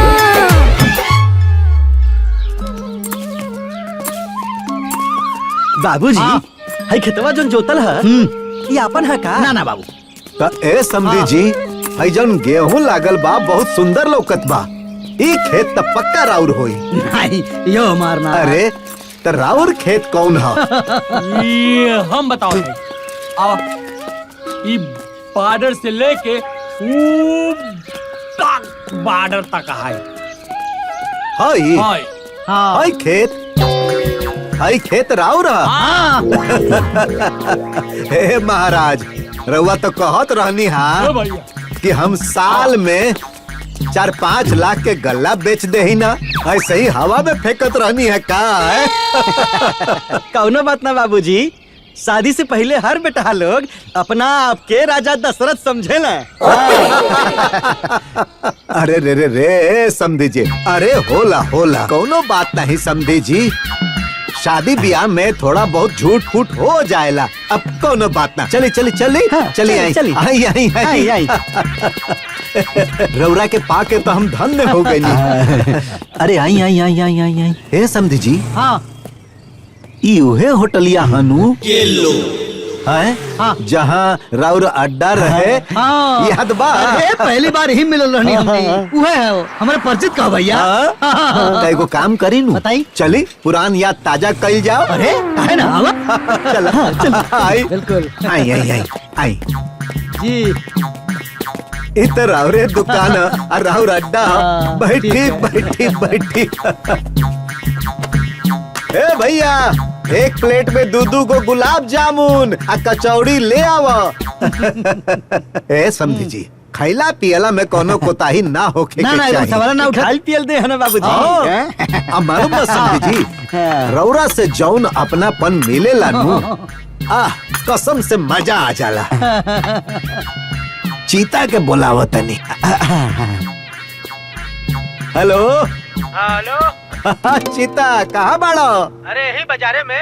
अरे जा मर्दे, तू बाजारे में बाड़ो, हम अपना समधी जी के साथे सत्कार होटल में आयल बानी जा।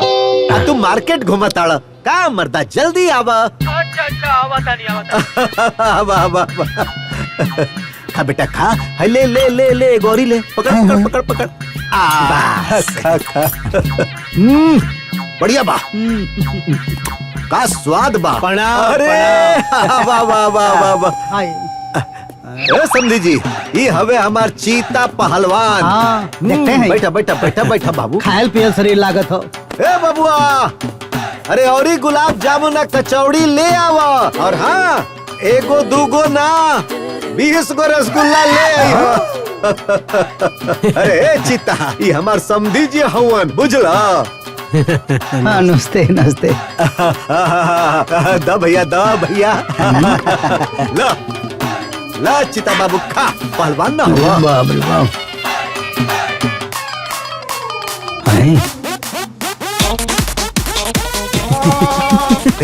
तुहार फेकन चाचा हुए बजरवा में। बुलाओ। अरे हे फेकन कहाँ बाड़ो? बाजारे में। जा मर्दवा बाजारे घूमत हुआ। हम यहाँ सत्कार होटल में अपना समधी जी के साथे बैठल बानी। अच्छा। हाँ तो एगो काम करो। हाँ बोली ना। जल्दी चल अब समधी जी से मुलाकात हो जाई। अच्छा ठीक बाबत हई। हाँ अब ये जे फेंकना हानू अरे गांव भर में का कही एक जुबान कहनू तो 10 गो 20 गो 50 गो लड़का लेके आ जाला। हे भगवान हे दादा। ए समधी जी 4 गो पहलवान के चाप के ऐसे ही ढहा देलाई। तू खा अरे खा चिता खा। अरे और 20 को ले आवा भाई। हे भगवान।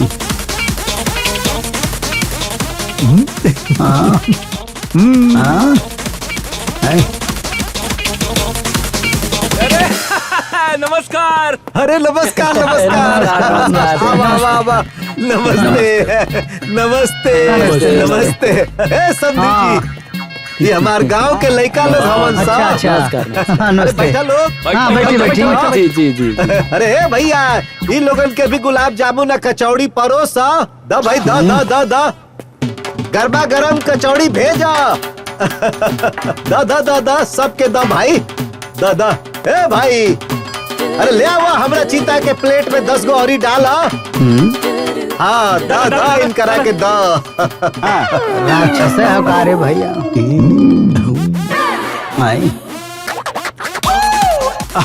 अब ए समझी जी आप तनी बिल दे के आइल जाओ। हाँ भैया पेला। अरे खा जी भर के खा समधी जी हवन हमार। हाँ भैया कितना पैसा भैल? 5,500। नाश्ता के 5,500। अरे वो काहे चौंका तनी आपके समधियो जी के तो 5,000 भई रहे। सही कहत आड़न समधी जी। एक काम करी नू पैसा रवा पटाई हम 2 मिनट में आवत हनु।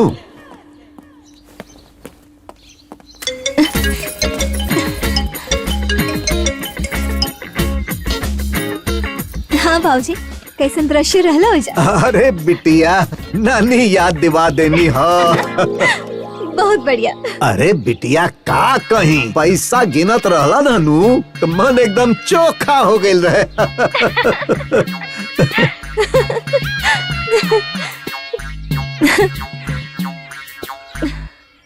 यह तो एहसास दिलावे के बाना बाबूजी कि दर्द सबके बराबर होला, चाहे वो बेटा वाला रहे चाहे बेटी वाला। हाँ बेटा सही कहा ताड़ू। ठीक बा बिटिया रखो तनी।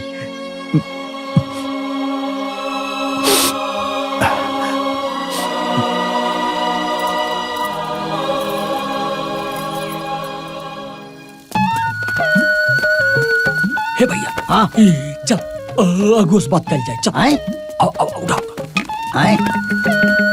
चल लगा।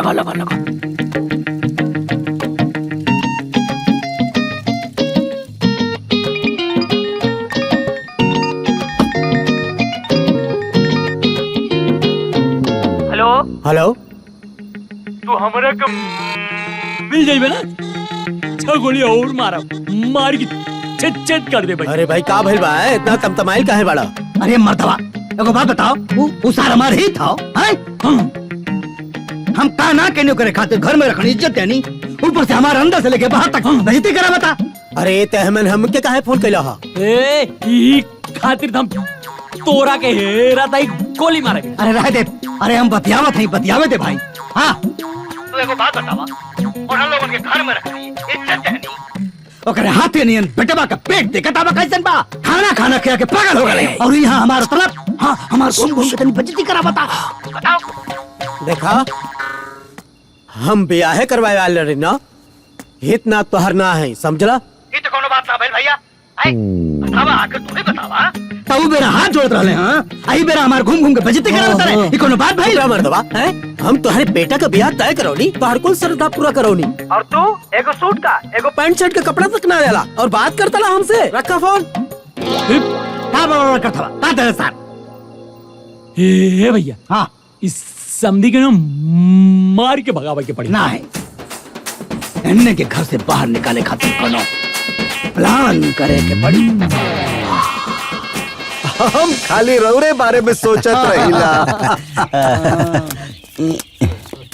आओ बहू, याले बेटी के धन खइबा, लाज नइखे लागत बा का? अरे समझी हमार घरे हमरे रहत हवे, खात हमार हवे, तो हारे रे करेजा काहे फटता? अरे ऐसा बेशरम कौन बेटी के बाप होला? ए मुआदेव सारे अगर बेसी बोल बता। हाँ ये सब चल, हाँ, ये सारे चल, चल, चल। लोचा हैं, चल।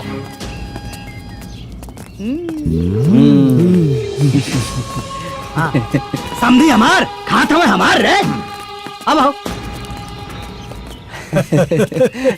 अरे ये बैठने जवन कहा तुम्हें को बुरा मत मानिया, हम हाथ जोड़ के माफी मांगते हैं। अरे कौन बात, चल आई रिएक्शन लेना इसका। ए भैया, हाँ कहिया ले तोहनी के बाप बेटा के इधर रहे एक बा खाए एक बा।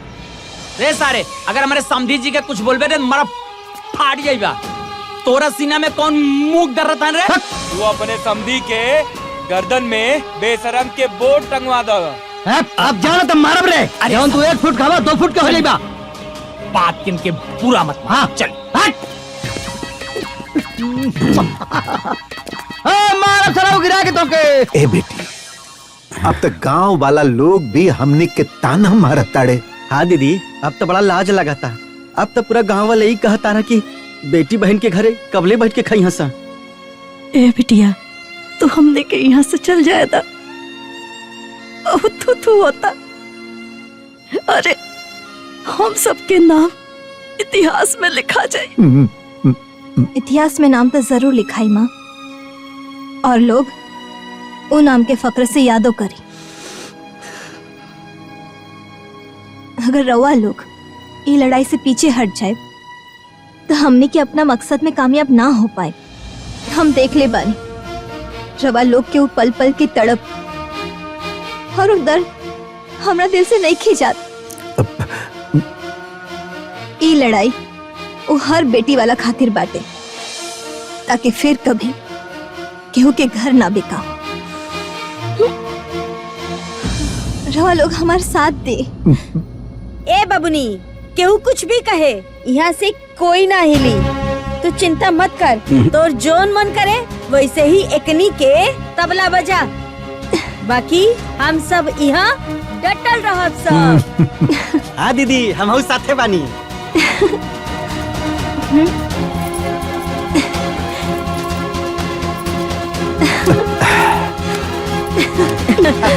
एगो बात बतावा बहू, बियाह में तहर बाबूजी खूब सेवा सत्कार कैले। आई बात के पूरा गांव जवार में चर्चा बा।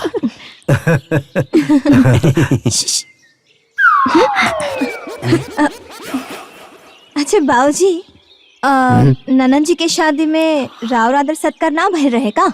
अरे आपन सेवा सत्कार तकनीक खूब करावेला सन, जब आपन बारी आवेला तकनीक नानी याद आ जा।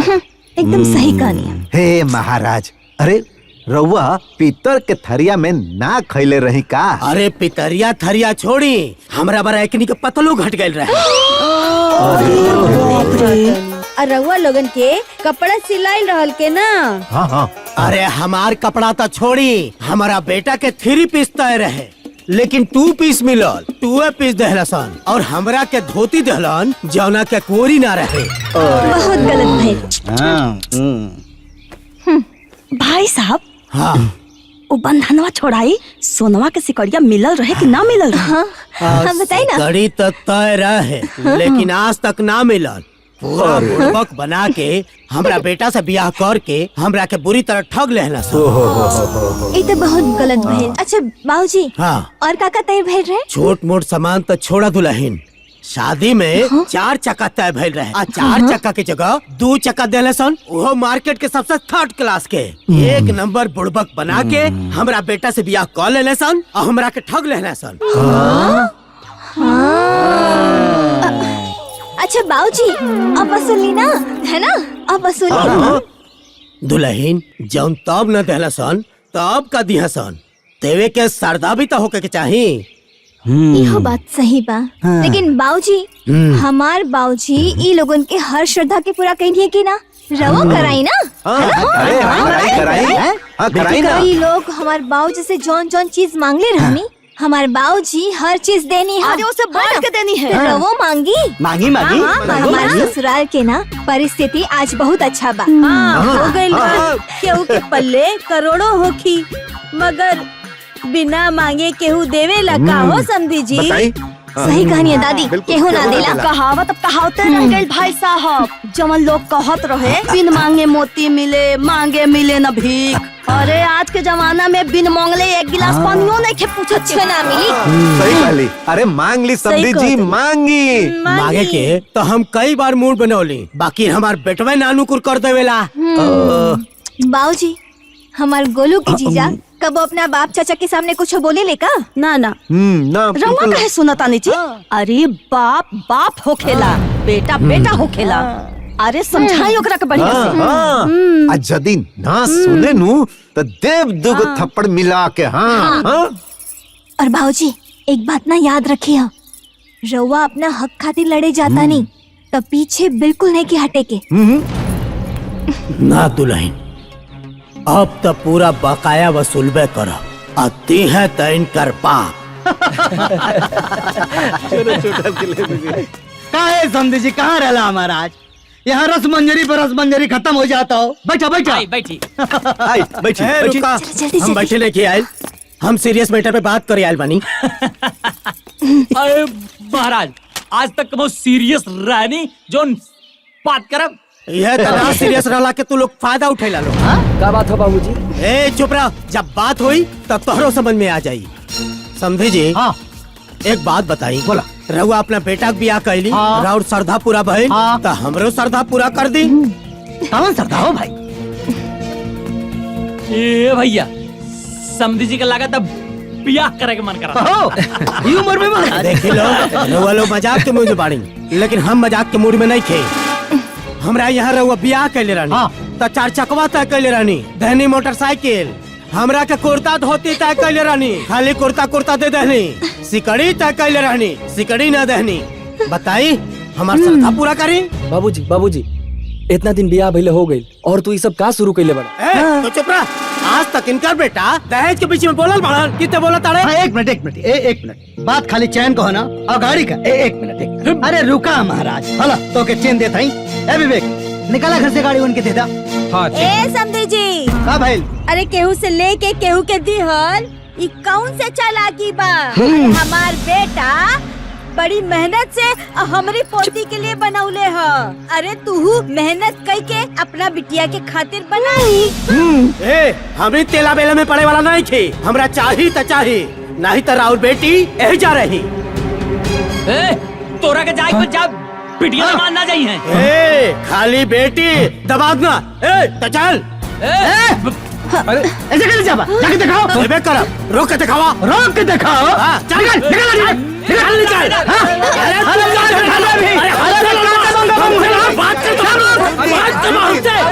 अरे बकवास मत करा। ए समधी जी, समधी हो के लाठी लठौल करे में अच्छा बाबूजी, एगो गाड़ी और एगो सिकड़ी खातिर रवा हमार ननन जी के नैहरी में छोड़ दे, एक ठीक ना नो लागी। कौनो भी समस्या के समाधान शांति से होला। और हमारे ससुर जी ना दिल के बहुत अमीर है। इना राउर हर श्रद्धा के पूरा कर दी है। हाँ?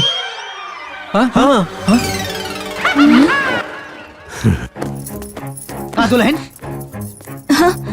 बैठा रहा।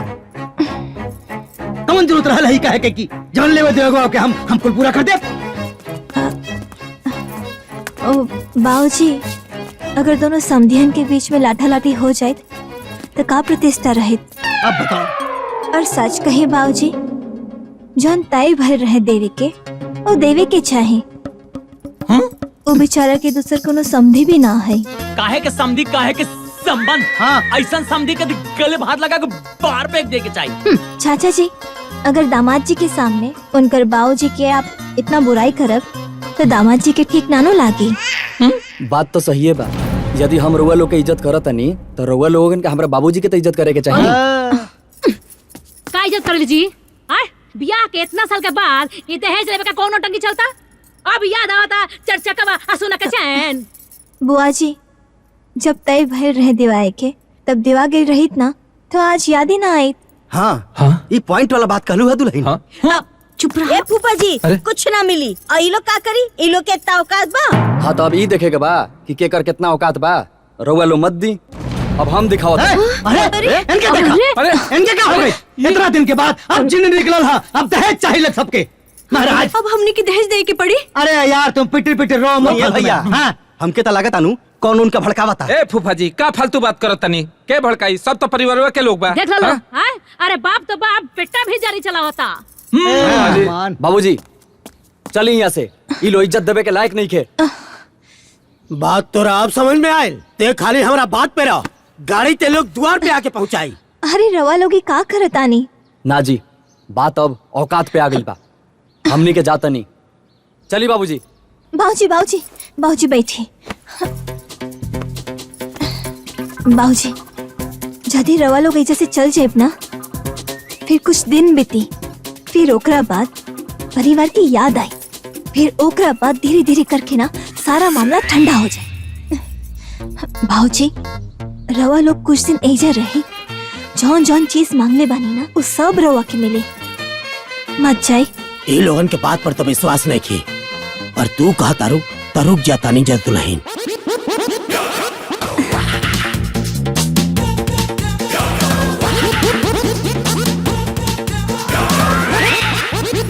मन तो यह करा था कि उठाई लाठी और दौड़ा दौड़ा के समझे के मारी और मार मार के भगा दी।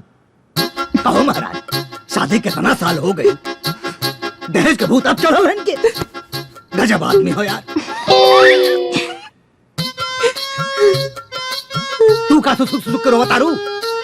एक तो लोग खुद हमारा दिमाग खराब कर ले आवे, ऊपर से तू सुसुक सुसुक के हमारा दिमाग और खराब मत करा भाई। अरे महाराज गजब, गजब मेहरारू है यार। ना मनबू, रोवा, मर जाई। पागल का दिमाग खराब कर दे रहा पूरा परिवार हमारा। ए भौजी मत रोवा। हाँ भाभी, अब रोवाला से करो फायदा बा, अजून समस्या बा, वो समाधान करे के पड़ी ना। अब रउए बताई, हम अभी अपना बेटा के बियाह कहनी है, अब फिर हम 4 चक्का कहाँ से दी? अरे भौजी, ये सब धमकी हो, तू इतना सीरियस मत होका। जौन दिया गल तौन दिया गल, बस बात खत्म। और नहीं तक हे बबली, जहिया तोरा बेटी के सामने ऐसे होई ना, तहिया तोरा के पता चली। हाँ? अरे तू हमरा के बुद्धि मत दा। जेकर बेटिया माटी पे रही, अरे ती का जाने प्रीत पर आई।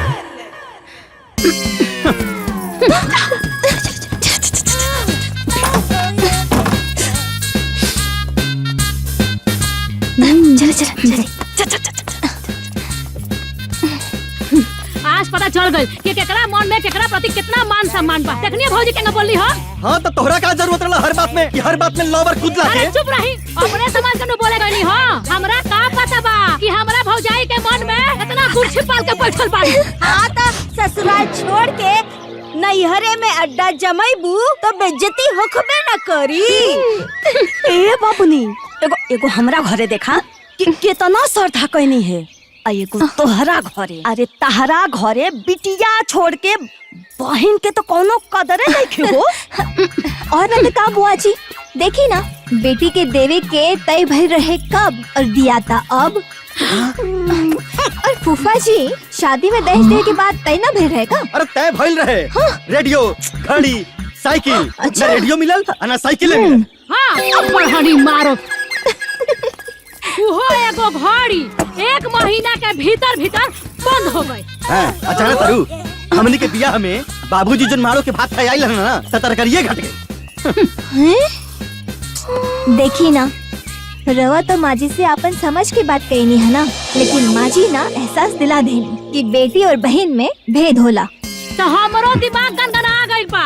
अगर ओ लोग के मन में हमरा प्रति भेद बा तो हमरो प्यार खत्म। अगर इतना दिन बियाह भइल बेटी के दहेज दे तारीनु तो हमरो के देवे के पड़ी। और ना टका सुना अब साइकिल ना मोटरसाइकिल चाहिए, रेडियो ना एलईडी टीवी चाहिए। अच्छा ना तारू घड़ी के जगह पर स्मार्ट वॉच दी है, स्मार्ट वॉच। हाँ, बिल्कुल सही कहा तानी। एक एक सामान लेवे बा कुछ नहीं के छोड़े के। बिल्कुल नहीं के छोड़े के। ऐसे चुप बैठना से काम ना चली। चलो उठा। बड़का भैया ए बड़का भैया छोटका भैया अरे कहाँ बाहर बाहर निकलो। का भेल रे कहाँ चिल्लाता रे? का भाई तू दोनों जन मैटर हो गेल का? अरे मैटर तो हम तारा लोगन के संग करब। हमरा बियाह में जौन जौन तय भई रहे नु तौन तौन तारा लोगन के देवे के पड़ी। मतलब ई कि साइकिल के जगह मोटरसाइकिल चाहिए और रेडियो के जगह एलईडी टीवी, वो आज के जुग जमाना के हिसाब से। ए, तोर दिमाग खराब हो गेल बा का? हाँ? चवन तमाचा मारो ना दिमाग सही हो जाई। चाचा जी यहाँ के घर के बड़ बेटी है ना, ऐसे नानू बोले के चाहिए। अरे ना ना बोले दा तनी हमहू तो देखी कि हमरा प्रति इनका लोग का मन में कितना गुरु ही भरल बा। अच्छा अरे तोहनी ना हमरा बेटी दामाद के देख करके देखा देखी करा ताड़ा पटीदारी करा ताड़ा हमरा बेटी के साथे। अच्छा तेरा बेटी के देख के पटीदारी करता नहीं आए? सुना तब के बात तब कर है अब ना चली। अच्छा तो अपना बेटिया के तबे तय कर रहा तब कहे आप भर भर के हिलावा तारा। अरे तू लोग ना हमरा बेटी के देख के तनकत बाड़ू, हमरा के सब पता बा। अच्छा तेरा बेटी के देख के धन का तानी आए तेरा बेटिया से कम बनी का? ए बुआ अपना लाशा में ना हमरा के मतलब सारी जौन नहीं के भइल ना तौन हो जाई। का करबे रे का करबे का करबे रे बहुत करबे बहुत बोलत है बुआ। दीदी दीदी मार देम भाभी दीदी अरे वहाँ के राहुल बुआ वैसे ना बोले के चाहिए। चलिए अंदर चलिए। अरे आई ना अंदर चली चली। ए फुआ काई गड़ल मुर्दा उखड़ ले बड़िस रे हैं? अजुए तोर शादी भइल रह जाता हर बाकी बा हैं? ए चुप कर खुद तो पटोर पटोर का घर फोड़ बने और जब हमार टाइम आई तो लगला दुनिया देखा। चुप किसे कहता रू फालतू बात मार फेफड़ा पे। ए भैया ई कुल का हो रहल बा? ई लफड़ा ठीक लागत हो? अरे महाराज ए समधी जी रउआ ठीक कहतानी।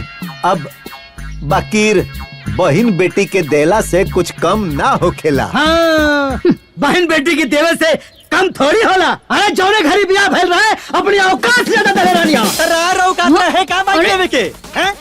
रार औकात रहे अब पीतर के थरिया में खाए के। तनी औकात में दिल से बोला। ए पाहुन आई रउआ कैसे नानू बोले के चाहिए? आखिर रउआ ई सन के बहनोई नु है। अरे ना जी ये लोग के औकात दिखावल बहुत जरूरी हो। अच्छा ए चुप तू तो खामोश रह। सार बारा सार लेखन रह। मास्टर है हम तो जितना धिया पुता कमाला के ले ना उतना हम अकेले कमाई ले। कमाला तक का फायदा हमरा के तेज बड़ा का? हाँ। सुना हम रेडियो ना एलसीडी टीवी चाहिए। साइकिल के बदले मोटरसाइकिल दिवाही के सुना कुछ ना मिली जावन करा खुतवन का ले लो। अच्छा ए भैया ई मत भूलो कि जौना बाप का तू दू जना बेटा हवा नु वही बाप के हमहू बेटी हई। 3 हिस्सा के 1 हिस्सा के मालकिन हमहू। आ यदि ना देबनु तो बाजा बजा दे। चली चला हटी ए हट। अरे ले हम चला पता नहीं कैसे ना देवा लोगन।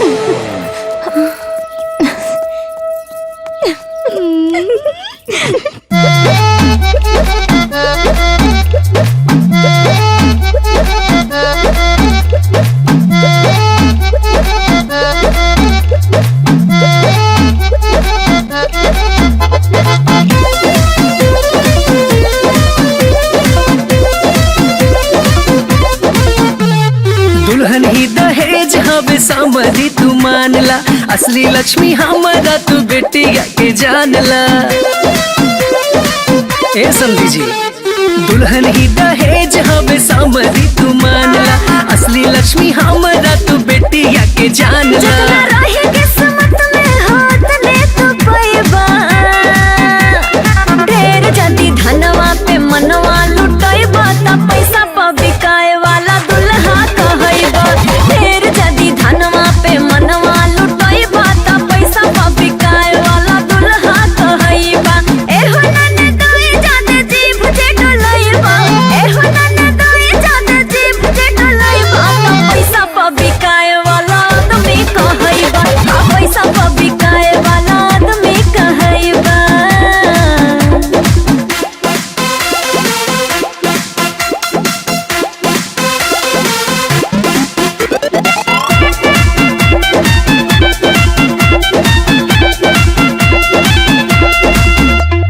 अब लेना दहेज खातिर कैला एतराज हो, कवन भूत पार पर चढ़ गइल आज हो। घर में एना न तो बढ़ावा जानी रोस हो, जितना मिलल करे में कर संतोष हो। एक नंबर के लालची तू जग में कहइबा, एक नंबर के लालची तू जग में कहइबा। तू पैसा प बिकाए वाला दुल्हा कहइबा, पैसा प बिकाए वाला दुल्हा कहइबा।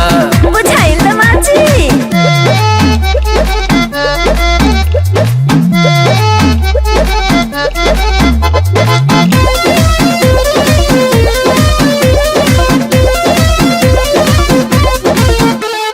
धीरे धीरे इतना हो बढ़ गइल उमरिया, अब ही रुपया पर टिकल बा नजरिया। कहेला बदल गइल तोहराई मनवा, कहिया ले छो बाबू नहीं हरवे के धनवा। मंगल से खाली अपनमवा हंसइबा, मंगल से खाली अपनमवा हंसइबा। तू पैसा प बिकाए वाला दुल्हा कहइबा, पैसा प बिकाए वाला दुल्हा कहइबा। अरे मान जाई ना दमाजी।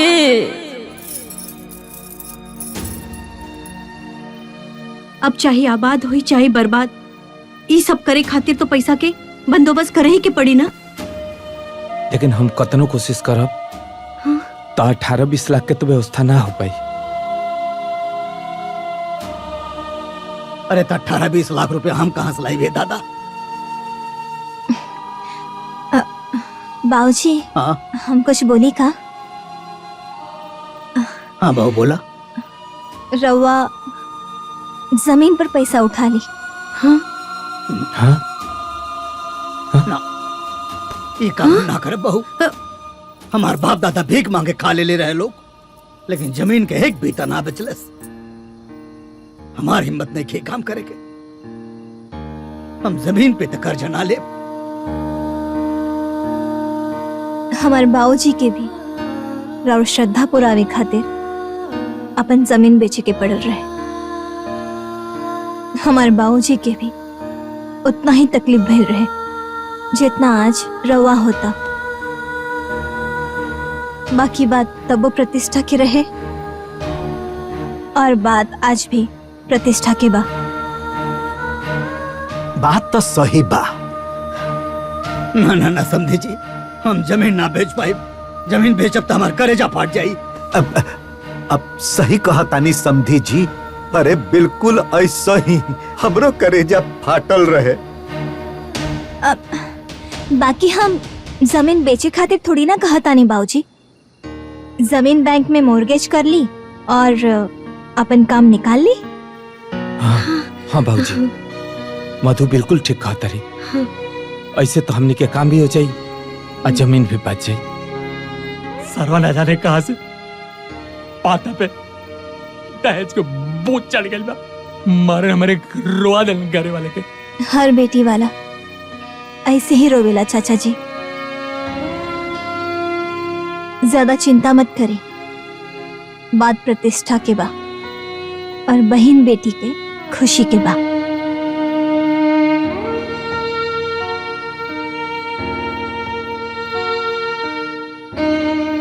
ठीक बाबू, कल हम बैंक जाए।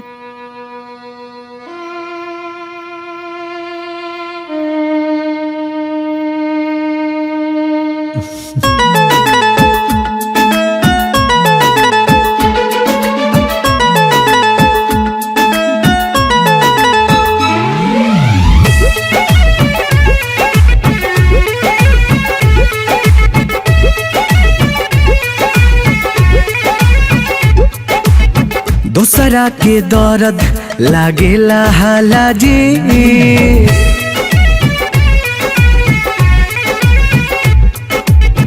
दूसरा के दर्द लागेला हाला जी अपना पगु जरेला तबे नु बुझाला जी दूसरा के दर्द लागेला हाला जी दूसरा के दर्द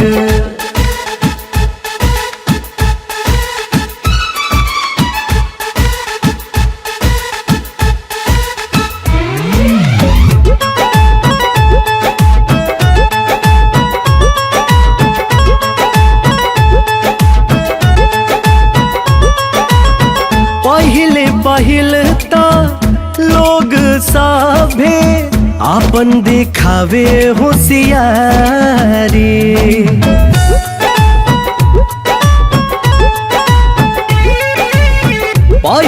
पहिल तो लोग सभे आपन दिखावे होशियारी बुद्धि सारा फेल होके आवे जे अपन खुद के बारे राम जी बिचारे ले के मनबा काला जी अपना पगु जारेला तबे नु बुझाला जी दोसरा के दर्द लागेला हाला जी दोसरा के दर्द बुढ़वा तो बैंक में रो देलस बेटी जे बेटी वाला के रो भाई ओकरा के तो रोवे के पड़ी ना बाबूजी काले कपड़ा नापावे शोरूम में जाए वाला बना लोग हाँ हाँ तो अपन कुल बतला बहुत अच्छे से लिया बाबूजी ठीक बा बेटी आई दहेज लोबियन के मुंह पे एगो तमाचा होई हाँ हाँ बाबूजी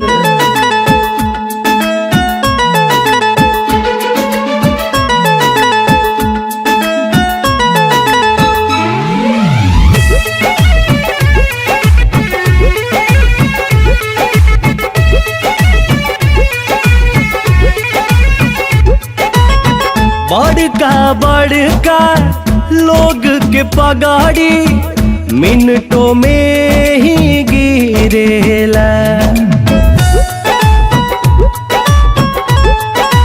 अरे बड़का लोग के पगाड़ी मिनटों में ही गिरेला सारा है कहड़ी निकलेला हो बाप के बाप जब निकलेला दूसरा के ढहबा तो निकल दीवाला जी अपना पगु जारेला तबे नु बुझाला जी दूसरा के दर्द लागेला हाला जी दूसरा के दर्द ए बेटी हाँ? जब अपना पे गुजरेला ना तब पता चलेला कि तकलीफ का होला सब एक हमारा के बर्बाद करके घर छोड़ के चल गए पता ना कहां से ओकरा के हमनी के बराबरी के बोझ चढ़ गइल बा वो कहल जाला ना लाभ हानि जीवन मरण जस सब जस विधि होय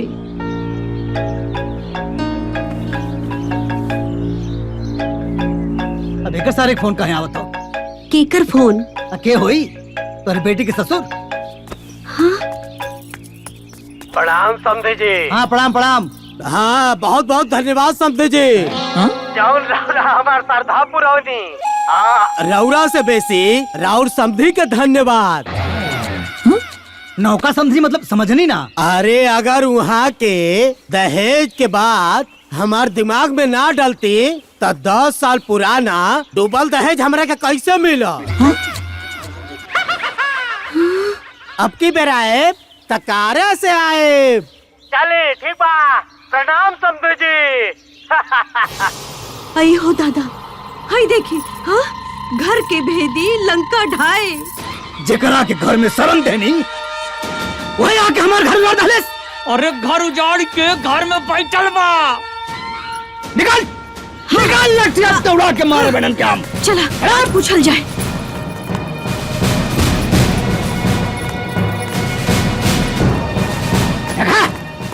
पैसा नहीं बैठ के हुआ था।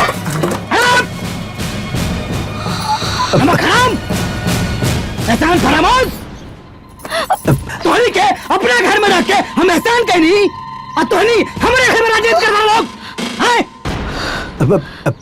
ए समधी जी ये का कहत है नहीं? चुप सारे बेईमान चालबाज धूर्त इंसान। हमनी सन के हित के भड़का के सब लुटा दे ले। हमनी के सब पता चल गई बा। रुक अब भाई तू के बता रुक। हमारे हित बन के हमारे घर में रह के हमारे घर उजाड़ता रहे। निकल निकल आज यहाँ से निकल के निकाल के छोड़। निकल बाबूजी बाबूजी अरे समधी जी ई रुआ बाबूजी ए समधी जी क्या करता रही? अरे रुकी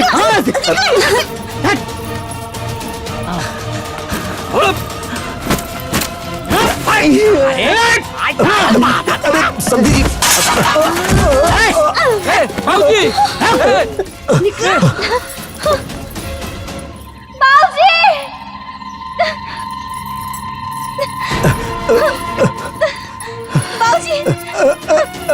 बाबूजी ये का करता नहीं रहा लोग हमरा बाबूजी के साथे? क्या करता नहीं? घर फोड़े लो तो हर बाप पूछा तो के मालूम है क्या कहले नहीं? हमके सब बतावा। यहाँ के जान कुछ भी कही नहीं हमरा कहला पे कही नहीं रोटी बाबूजी। हे भगवान ते कैसे पतो बाड़ी? दुल्हन तोहरा के लक्ष्मी बना के हम अपना घर में ले आनी हा। लक्ष्मी हो कुलच्छनी। ये सब हम ऐसे कही नहीं कि रोज सब लोगों के पता चले के चाहिए कि हमारे बाबूजी कितना तड़प के साथ है। रोज सब लोगों के एक एक डिमांड के पूरा कैले।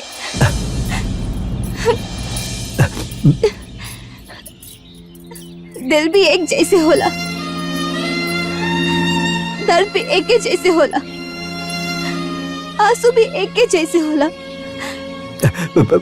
ओकरा बाद भी ये बेटा वाला एगो बेटी वाला के दर्द काहे नहीं के समझत। आखिर ये दहेज के जौन लहू लोगन के मुंह में चढ़ गइल बा वो कैसे छूटी? ये घर से खाली हमार बाबूजी, हमार माई, हमार दादी, हमार भैया ना हम वही घर से जाए। काहे कि हमार बाबूजी के बाजू में अभी उतना दम बा कि वो अपना बेटी के जीवन भर अपना साथे रख सकीले।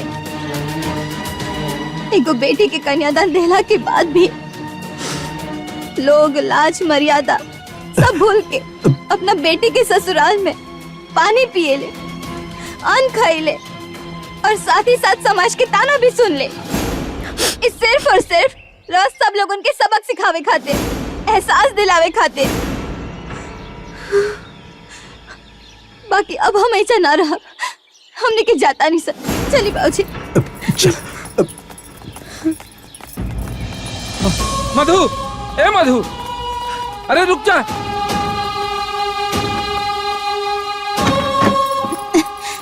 आई दादी। अरे ए मधु, ई क्या करत है? बात समझे के तो कोशिश करा। रोज सब लोग मिलके ना हमारे बाबूजी के जगह जमीन घर दुआर सब कुछ बिकवा दे ले लोग। हमारे बाबूजी के ना रास्ता पे लाके खड़ा कर दे ले लोग। हाँ? और रह कहा था नहीं हम समझे। हाँ? हम क्या समझे बताए? अरे जौन हो गई तू वापस तो नहीं खेलवा सकत। ऐसे तू घर छोड़ के जेबू तो अच्छा लगेगा। अरे जौन हो गई ओकरा के भूल जा। कैसे भूल जाए? हाँ कैसे भूल जाए? रार बाबूजी ना हमरा बाबूजी के अपना इशारा पर नचावनी है। हमरा बाबूजी से श्रद्धा के नाम पर दहेज लेनी है। हमारे बाबूजी के पास छत नहीं के रह खातिर। बताए कहाँ रही हमारे बाबूजी? हाँ ए मधु रुक जा, मत जा मधु, मत जा, छोड़ के मत जा मधु। ए मधु रुक जा मधु। ए बात कहने को समझत हमार। आज के डेट में एगो दुल्हा पर ओकर माई बाप भाई बहन सबके अरमान के बोझ बा और साथ ही ये समाज के दिखावा के भी बोझ बा। हम वही बोझ के नीचे दबकल रही, हम कुछ न कर पाए। तू हमारी मजबूरी समझा मधु, मजबूरी समझा। और ही हमार मजबूरी बा। चली बाबूजी। समझी समझाई ना। हाथ जोड़ता नहीं, मत जाई। सही बात बा, जब अपना ऊपर गुजरे लेना तब होकर एहसास होला। घर छोड़ के मत जाई, समझी जी। राउर बेटी है मतलब राउर घर। समझी जी, हाथ जोड़ता नहीं, विनती करता नहीं, रुक जाइए। अगर एको बेटा अपने माई के साथे रह सकेले तो माँ बेटी काहे न रह सकती। हम रउआ लोग के सामने हाथ जोड़ता नहीं, रउआ लोग भीतर चली, हमने के माफ कर दी।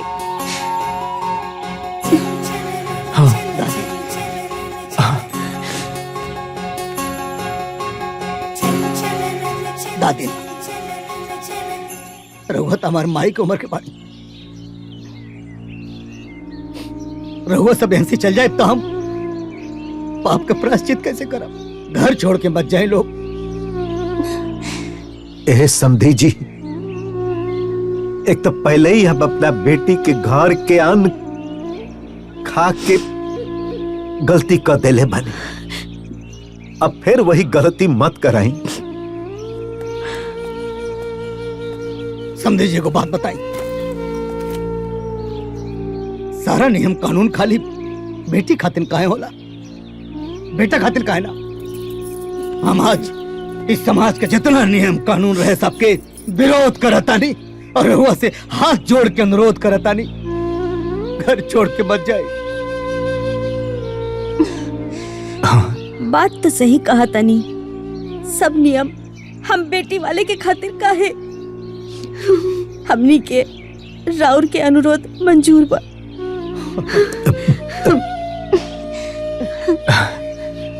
समझे जी, दादी तो हमारा अनुरोध स्वीकार कर लेनी, रहुआ भी हमार अनुरोध स्वीकार कर ली, जो हमने दूर सब दिन भाई भाई नहीं रह सके। माफ कर दी।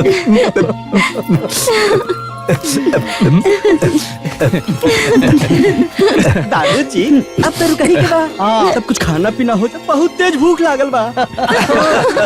भूख लागल हो? ए विवेक जी पापा जी। तनी खांचा उठाओ और हंसिया, जाके खेत से एक खांचा बरसिंग काट के लाओ, उनके दबा के खिलाओ।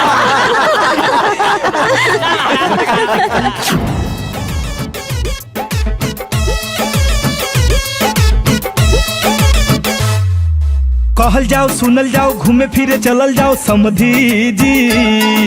मान सम्मान दी हमने पर ध्यान दी समधिन जी। ए अम्मा जी बुझने का जी, ए जी बहुरिया अरे बुझ गई नी जी। हितई में हितनी रहले में लोग के बड़ाई हा, इज्जत प्रतिष्ठा है दुनिया में असली कमाई हा, बुझाई। जवन होता ओकरा पर विचार करीना, जवन होता ओकरा पर विचार करीना। ए समधी जी हमार बेड़ा पार करीना। ए